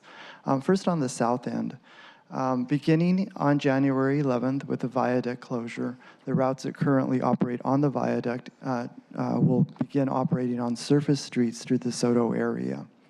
The buses will continue from the Spokane Street Bridge down to the E3 busway and then head into town and serve the 3rd Avenue corridor as they do today. We know that over the period of the closure and throughout the period, the several years beyond when the waterfront route is being reconstructed, the buses will have to take different pathways to get into downtown. Those pathways will change over time, and they may change actually from day to day depending on traffic conditions, because we'll be working with the City of Seattle as well as our Transportation Coordination Office to monitor conditions and respond with different pathways. From the rider standpoint, it doesn't impact them, although they may find themselves on a bus that's on a different street one day from another. And that's because there aren't any bus stops in the Soto area, just as there aren't today on the Viaduct. In your neighborhood, you get on the bus at the stops you normally do, and then in downtown, you get on or off at the same or perhaps one additional stop, depending on where you're working downtown. The graphic is complicated, and I apologize for that, but the yellow alignment supported with the orange alternative there shows what will happen in January on January the 11th. Later, once the tunnel opens, and then a week or so later, when the Dearborn ramp opens, the buses will move over to the blue line. Throughout all of these potential alignments, we've been working very diligently with the City of Seattle to implement some transit lanes, connections where they don't exist today, that can knit together and provide as much transit priority throughout the Soto surface streets as possible. The routes that are impacted are from West Seattle and Southwest King County, and there's 12 of them coming in from the south end. Just briefly, most of these routes run kind of regardless of a holiday schedule, but during this period, we've got a couple of holidays, both MLK and President's Day, and I wonder if the county is prepared to ensure that we are running all of our buses at what would be a traditional weekday level of service, despite the fact that we've got those posted holidays. No, at this point, I believe that we are planning on operating on holiday or Sunday schedules on those holidays. I'm sure that we're beyond the point of decision on that one. However, I'd love to reinforce that if there's an opportunity for us to reconsider that, I mean, I think every available option open to folks every available day of the week would be great. And there are some of us who don't have that kind of flexibility to have our schedules match up with a federal holiday schedule. So considering that we're in the middle of what will be a pretty blustery traffic position, finding ways to alleviate that by bringing some of those back onto a non-holiday schedule would be great. And I don't know whether or not there's some STBD money that we could free up or some other partnership opportunities there. I'm sure there are labor agreements that we need to revisit, but generally being thoughtful about how we might be able to think about this as a high priority for us during this period would be really important. Thank you. I'll bring that forward and get more information on that schedule. Just to put a finer point on that, if I might, it'd be great if we could get a report back on that conversation and to underscore our desire to make sure that there's all options. Perhaps a known deadline by when we were going to get feedback would be helpful. It would be next Monday. It's our last committee day, so I would really support what Councilmember Johnson, Councilmember Mosqueda are asking for. If we could get a yay or nay on that, I think it's really important. And we're all looking at water taxi and everything else to get Heather over here, but that's important to have us Very good. make sure that it's open to everybody, west and south. Understood. Thank you. Ready? Moving on then, it's not just from the south end where the impacts lie, and this diagram shows 5 routes that are impacted coming in on Aurora southbound over at the north end of the tunnel.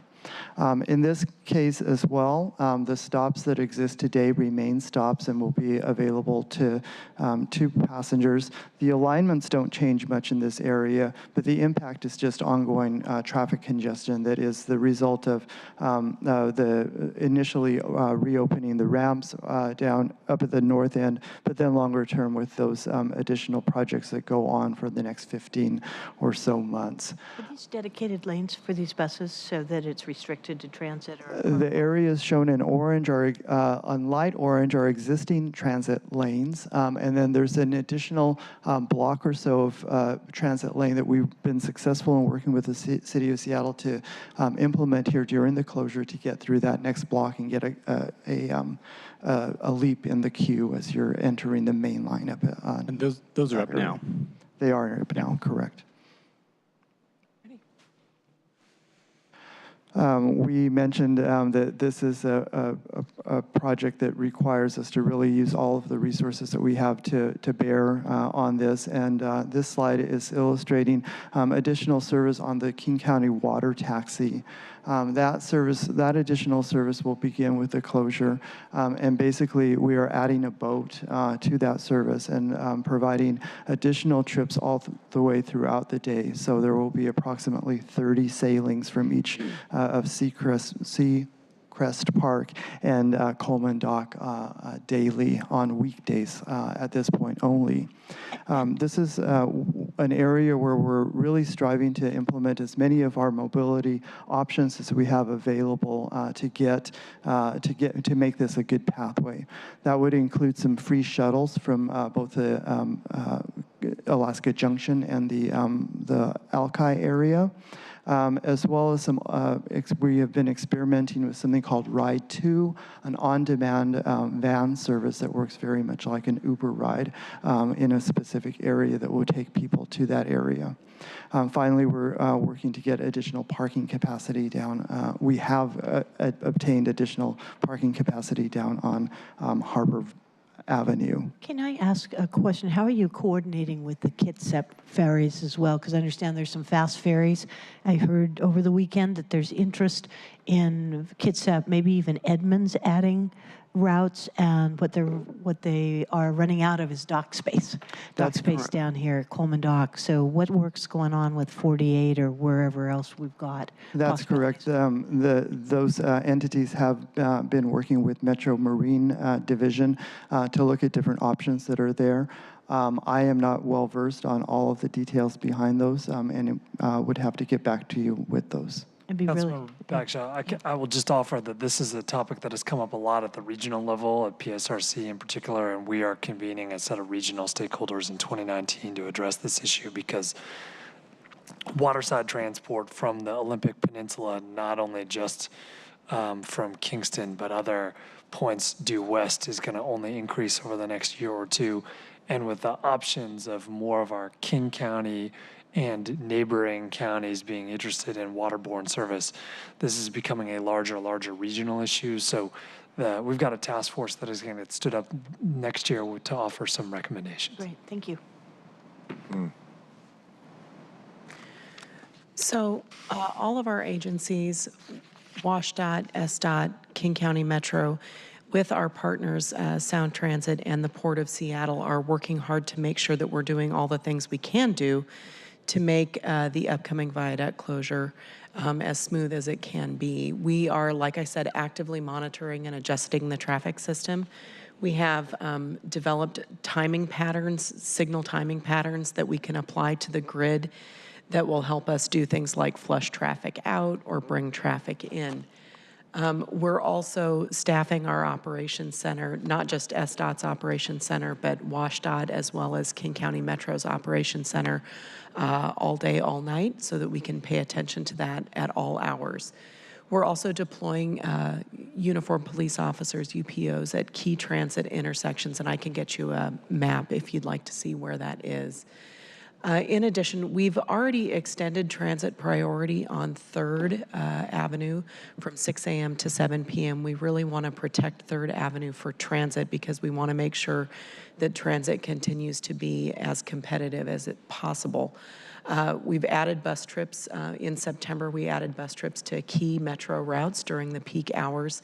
And during the closure, we'll have, working with Metro to have standby coaches available to fill in if things get too crowded and to maintain schedules. And then, as Paul just discussed, we're adding additional water taxi service. One of the big things that we've done is revoked and modified certain permits for construction that takes place in the right-of-way downtown.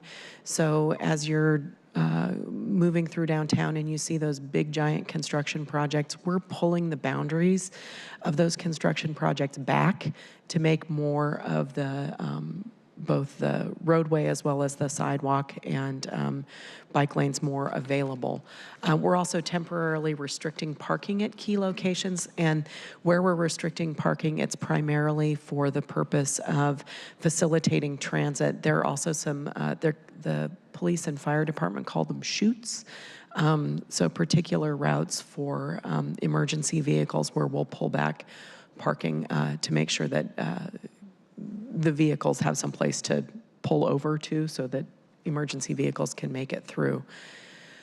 In addition, we're working cooperatively with the largest employers downtown, particularly through Challenge Seattle, to have them work with their employees to reduce drive-alone trips, whether that's by providing more flexibility in scheduling or helping folks understand what their choices are. In addition, WashDOT has put some additional money toward Commute Seattle so that people can get individual advice about how to make this work the best way that they can. So we encourage people to contact Commute Seattle. All of our agencies, including the Port of Seattle and Sound Transit, are collaborating on a regional communications effort, including more than 100 meetings. This was actually a few days ago when we wrote this slide, so it's even more than 100 meetings at this point with community groups, stakeholders, and businesses. In addition, we have launched a website. We all have websites, but we've launched a website that allows you to, it sort of aggregates all the information and allows you to sign up for alerts. Is there anything you guys want to add to this one? No? Councilmember Mosqueda. Thank you very much. Thank you for mentioning bikes in your remarks. I, again, don't see it necessarily written down here, so I think it's important just every time we can to write it down so we all are working on the same sheet of paper here, quite literally. But when you talk about modifying the permit construction, this is something I'm really interested in as well. There was a council member out of New York City who passed legislation requiring all of the construction sites to not only move the barriers over, but to create a new bike lane so that there was a protected bike lane around the construction areas. As we are restricting parking temporarily and pushing back some of the construction sites, will we be also providing a temporary line so that bikers and those in vehicles will know where the line is so that people feel safer biking? So the time of year that we're implementing this is not super conducive to painting lines on the street. Just painting during the rain is not very effective. But I think that we can work to make sure that there are some kind of visual barrier so that you can tell where, so that the traffic is organized. We can tell where folks are supposed to be. That would be great. Thank you. Heather, are we able to get information to the rideshare companies or the TNCs much like we're getting to the large employers for suggested routes, suggested times of day, or are we just relying on them to dig it out of our information? No, we are working closely with them. In fact, we are doing some additional enforcement. Sometimes the transit TNC company drivers are enthusiastic about where they choose to pull over and pick up rides and how they reverse direction. So the Seattle Police Department is working with those companies to make sure that the drivers are reminded gently what the rules are. In addition, we have established a geofence on 3rd Avenue.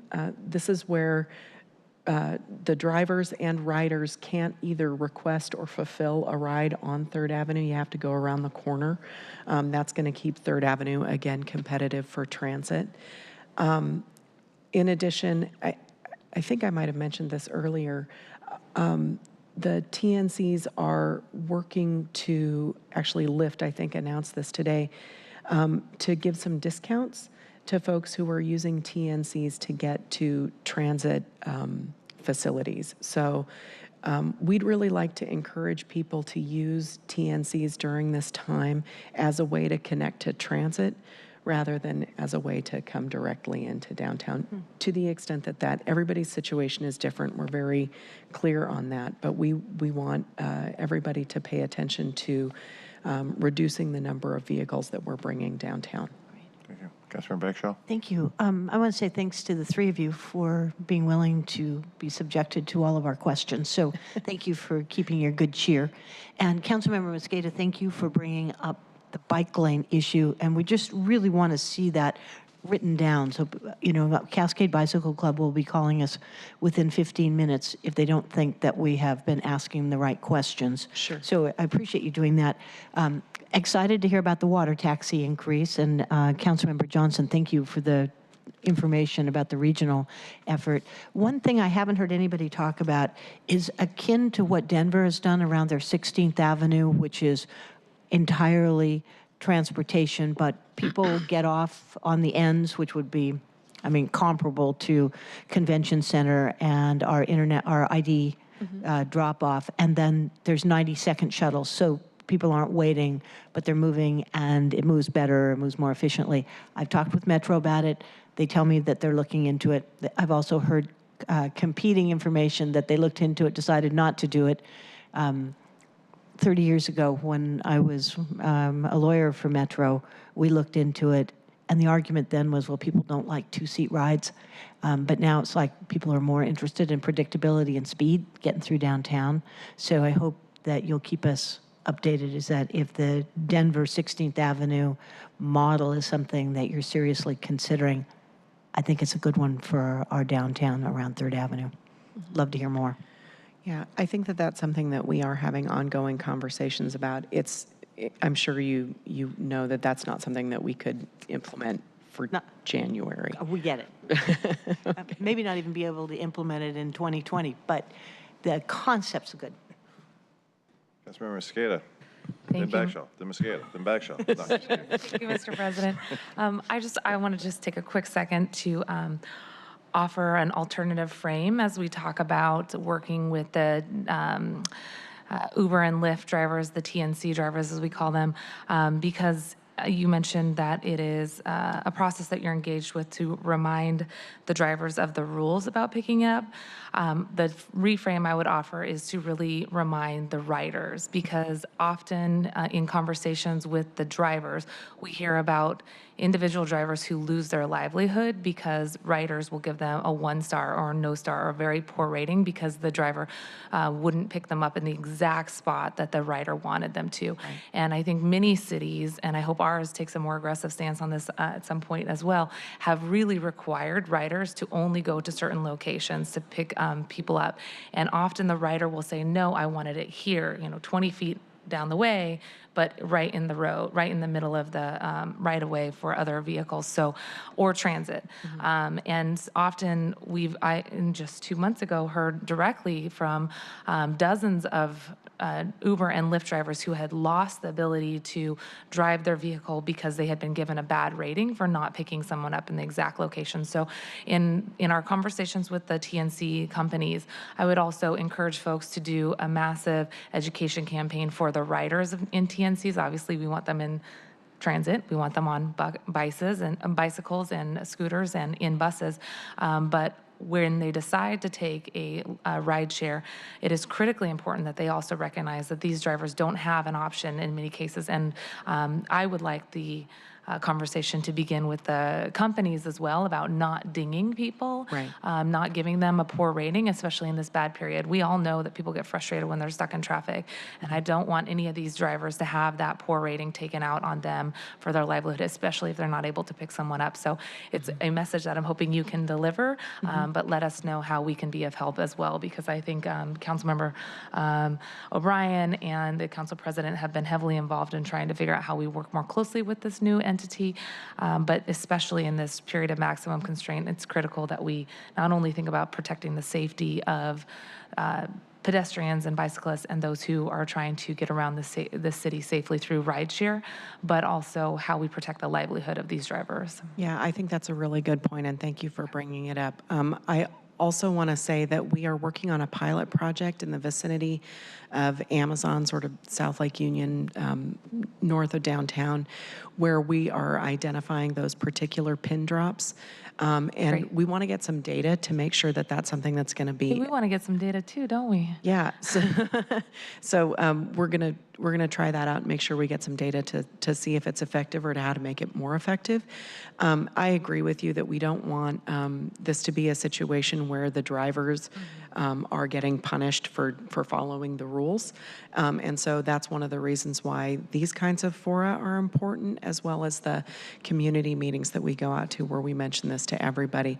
I think the key for everyone, no matter what your role in transportation is that we have to be a lot more compassionate and we have to pack our patience for every single thing that we do. There's more than just one. Yeah, I'm going to give credit to Sound Transit. That's their line. It's a pretty good one. Thank you. So, yeah. Are we ready? So now we get to what the public can do. This is an issue that the government, WashDOT, SDOT, Metro, all the transit agencies, the port, this is something that we're all working on hard, and we've been, I don't know, we say a year, but I think we've actually been planning for it for more like 17 years. So working hard, but ultimately traffic comes down to individuals wanting to move from one place to another. So we need the public and the folks who are on the rider side of the equation to be fully engaged. We need everyone to make a plan and to be prepared. So we all have websites that are listed here where you can learn more about all the projects that are happening, sign up for alerts, and explore your options. We want folks, to the extent that they're capable of doing this, to shift their travel times. I know that buses can be full right there at the peak time, but if you leave a little earlier or leave a little later, there's more room. We want to encourage people to bike and walk and carpool and vanpool, use transit, particularly light rail and the water taxi. To the extent that folks can flex their schedules or their travel times, work from home, postpone discretionary trips, or even take time off. We know it's right after the holidays. That would be fantastic. The other thing that we want folks to do is don't let January 11th be the first time you try your new route. Give it some practice, try the water taxi, try your new transit route, try that vanpool or carpool or get a bike buddy in advance of January 11th, because there's going to be plenty of stuff going on the road without everybody trying to figure out what's next. Last time. Okay, I'm gonna hold you to that. I saw a great sign in Los Comment Angeles. on that. That was a. Go ahead. I saw a great. Well said. Go ahead, Councilmember Baxter. I'm just joking. Go ahead. I saw a great sign in Los Angeles billboard. You aren't in traffic. You are traffic.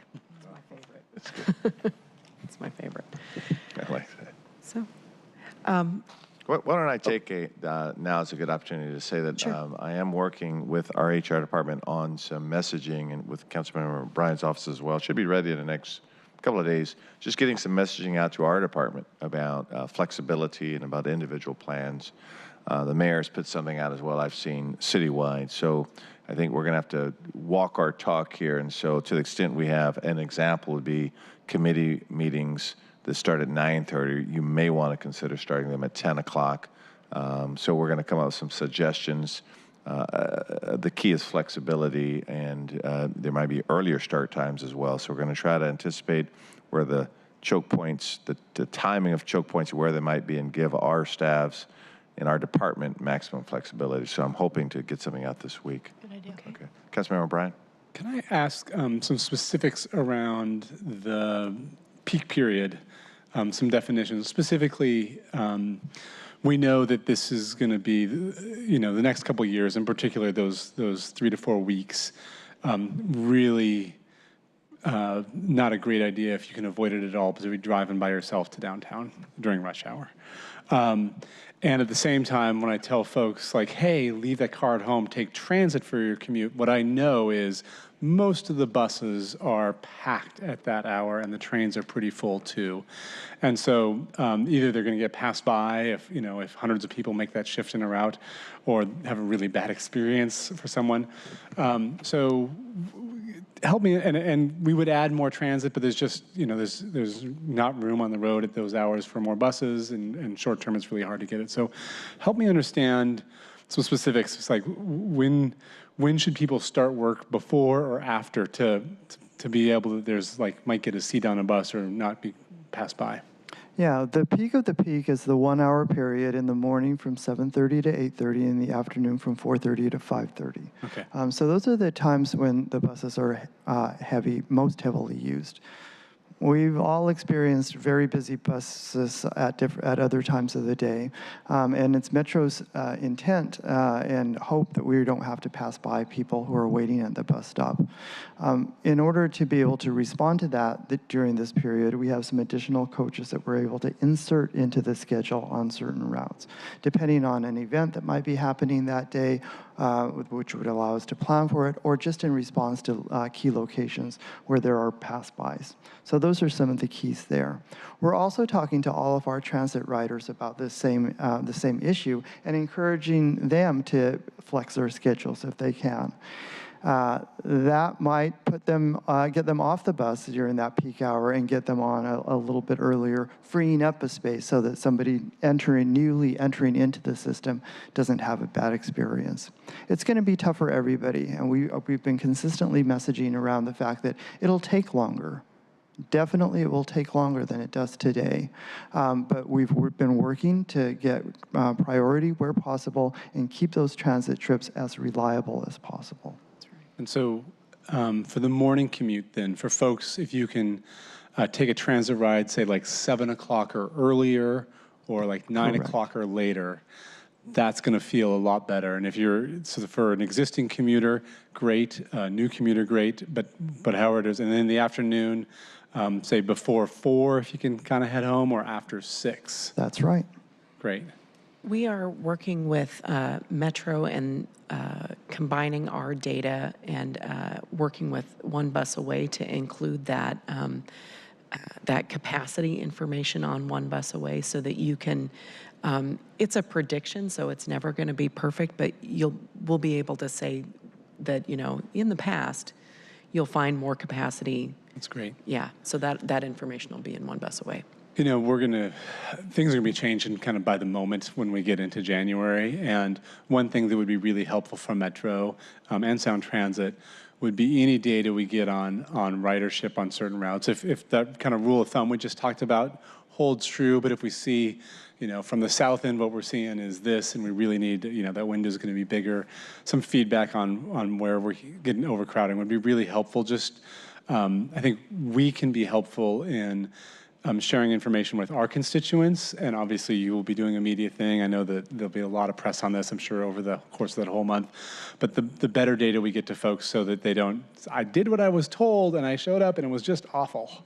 And like you said, everything's going to be slower, we know that.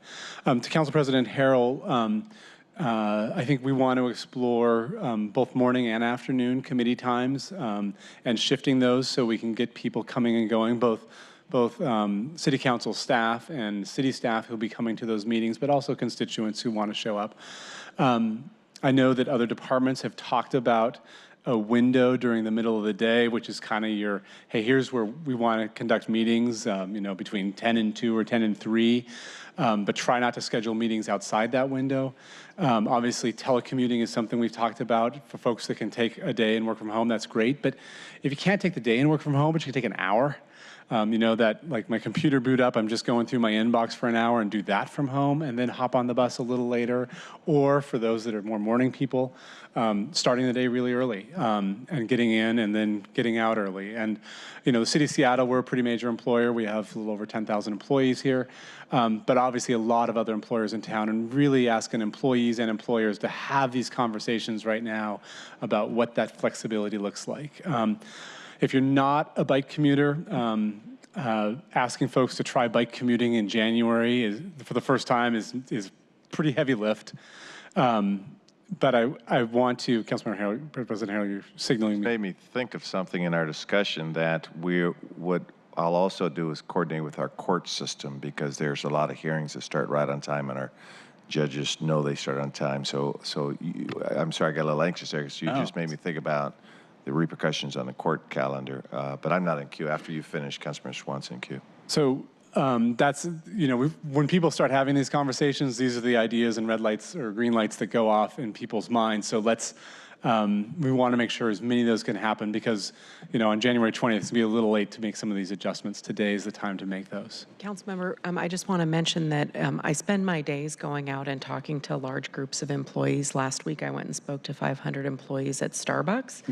And I can say that many employers are having these conversations and trying to be as flexible as they can be. Obviously, if you work in a warehouse or you're an asphalt raker, that's not something that you can do from home.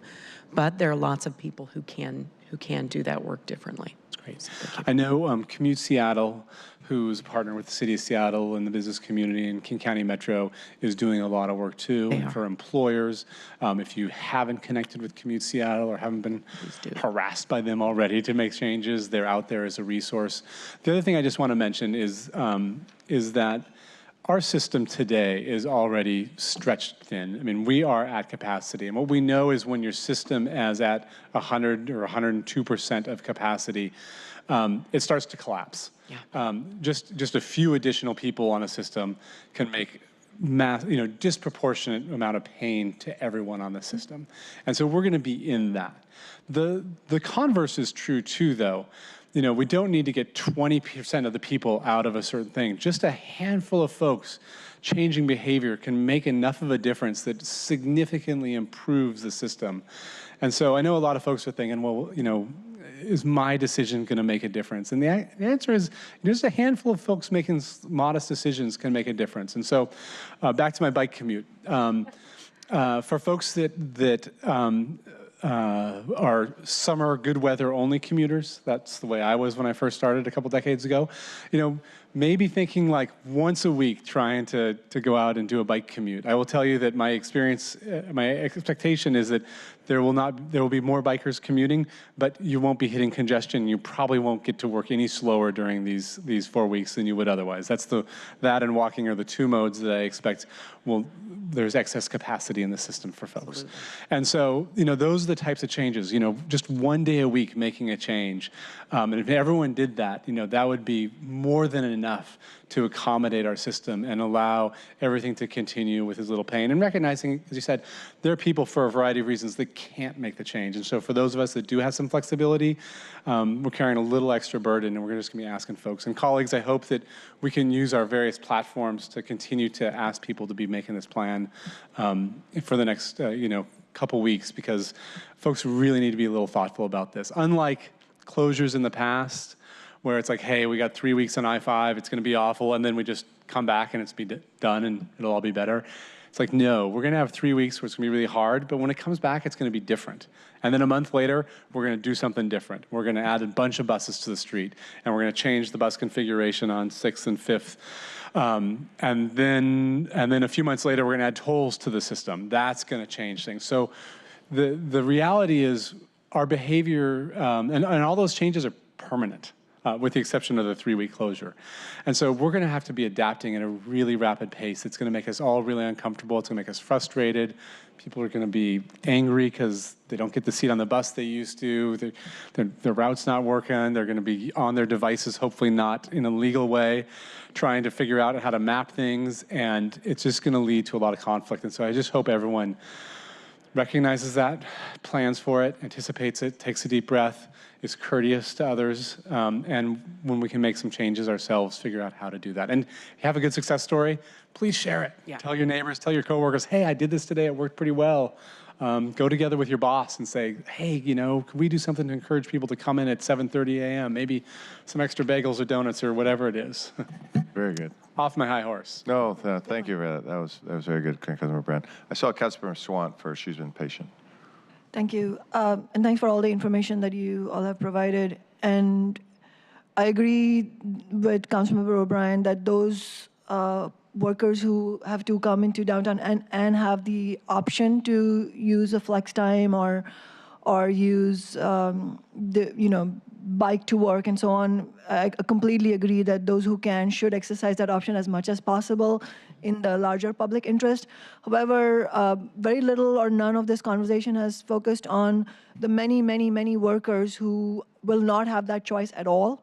And also, because they are low income, they are also going to have to commute from longer distances because they can't afford to live in the city core. And so biking is not an option for them. So I'm wondering what, if any, special outreach the departments of transportation are doing to the businesses that employ a preponderance of such workers, like the McDonald's in downtown or the custodial workers, and really telling them that, look, this is a public project and no individual worker should be held accountable if they are delayed. And flex time is not an option if you have the 7 a.m. shift at McDonald's. You got to show up on time, and very likely you will get fired if you don't show up downtown because that's the norm. And so my concern is, are we doing any specific outreach with the specific guidelines? Obviously, legally, as a Department of Transportation, you don't have the authority to tell the business what to do, but sending a very clear message that we don't want any individual workers to be adversely impacted because this is a collective burden that we are carrying, and that if the person who's supposed to show up at 7 o'clock showed up at 7:20 because of traffic delays, then you are not, we as the city of Seattle, we're telling you, you should not take any action on them. So I feel like in addition to all the steps we're taking, we have to take a specific step towards helping workers who don't have those choices. One, because their schedules are not flexible, and two, because they have longer commuting distances, and sometimes they're facing both. Right. And in addition, sorry, before you come in addition to what the departments do, I would really urge as a city council that we send out a specific message in some shape or form saying that the city council, as the elected body of the city, has this position. That's what a great suggestion. Absolutely, and we are working with the largest employers to make sure that they are focusing on the full range of employees that they have.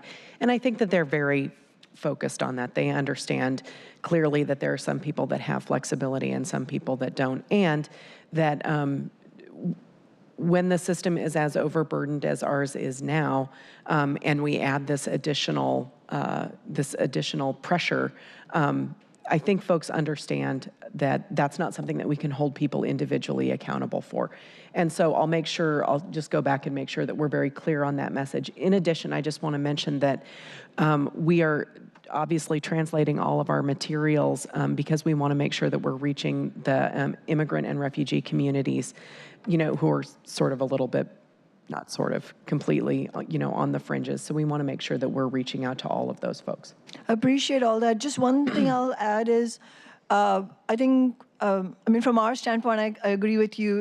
It seems like a logical thing. No individual worker should be held accountable. I agree with you.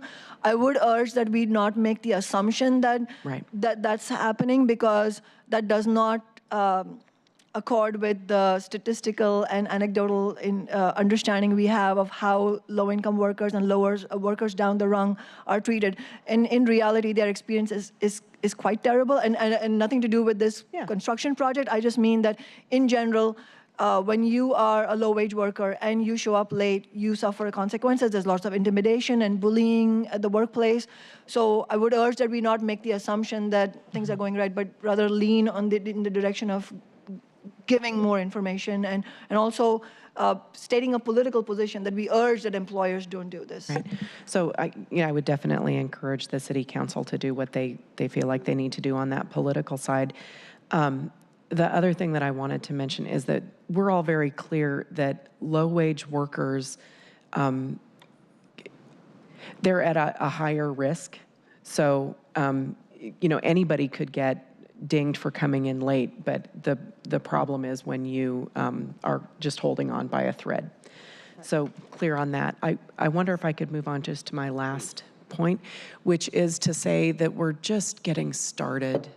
And I hope that I'll have the chance to come and talk to you many more times, because between now and 2023, there are a significant number of very large, transformative, both public and private infrastructure and development projects that are going to change the way that we move around this city. I think we've already spoken about rebuilding Alaskan Way and the waterfront, and we've already mentioned that buses are coming out of the downtown Seattle Transit Tunnel in March.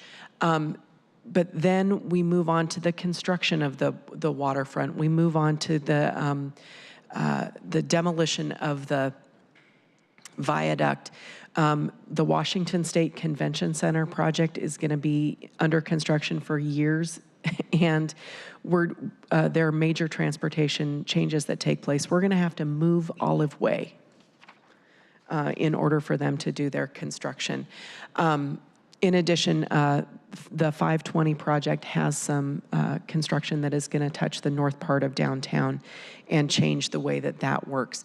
The good news is, from a transportation perspective, is that in 2021 and then in 2023, those extensions of light rail are opening up, which are going to provide additional choices for folks.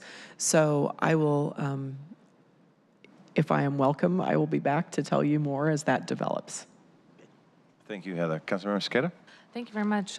Yes, thank you again for this briefing. I'm sure we'll have many chances to talk with you. I am pleased to hear that you're talking with some of the largest employers. Do you know how many of those include an ORCA card? So we, as one of the largest employers, we provide an ORCA card to employees. Do you know how many other employers do that currently? Many large employers provide ORCA cards as part of their benefit package. Paul, I don't know if you have more specific information. I don't. I do know that large employers are required to implement a transportation management plan that includes getting the information out to their employees, but also providing the wide range of incentives to them. How many actually result in ORCA uses, I'm not positive. I will say that both Amazon and Starbucks, who are big employers in the downtown, provide, as well as the University of Washington, Good point, yeah. King County Metro, the city. Okay. So, these are really large employers, but I can check and see who all provides that. That'd be helpful. So then that, I think, underscores, I think, how feasible this ask is. My ask would be that King County Metro work with us to provide free ORCA passes to those who don't currently have an ORCA card for that 3-week period. I think this would be the final incentive for those who might be, like Councilmember Swant mentioned, working on the margins, working in minimum wage jobs, and don't really have an alternative to have flexible time. I know Councilmember Bagshaw suggested next week for some of these options, but I think when originally we were thinking about the concept of free ORCA cards, period, it's a good idea, but we recognize that there's fiscal restraints that everybody has to operate within. But given the information that you mentioned about the number of large employers that currently have some sort of incentive program, I think the universe of people that we're potentially thinking about offering it to declines. So it seems more possible to do it for a 3-week period. Can you comment on that?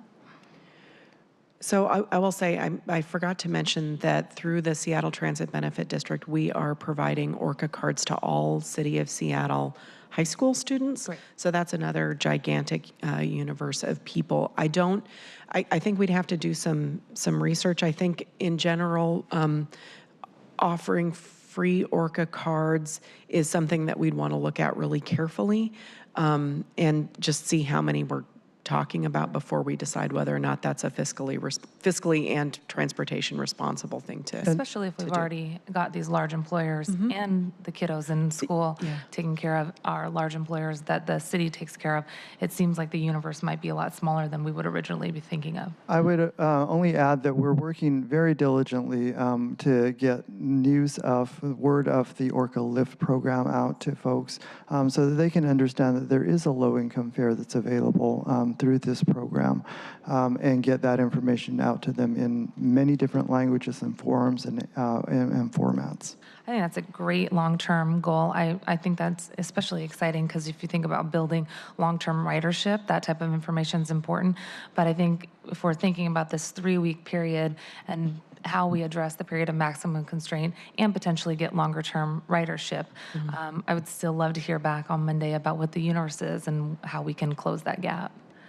Yeah, I think it's a great idea. I think if we were able to kind of partner those two and use some transportation benefit district funds to preload ORCA Lift for folks that would qualify to essentially cover their full cost for those 3 weeks.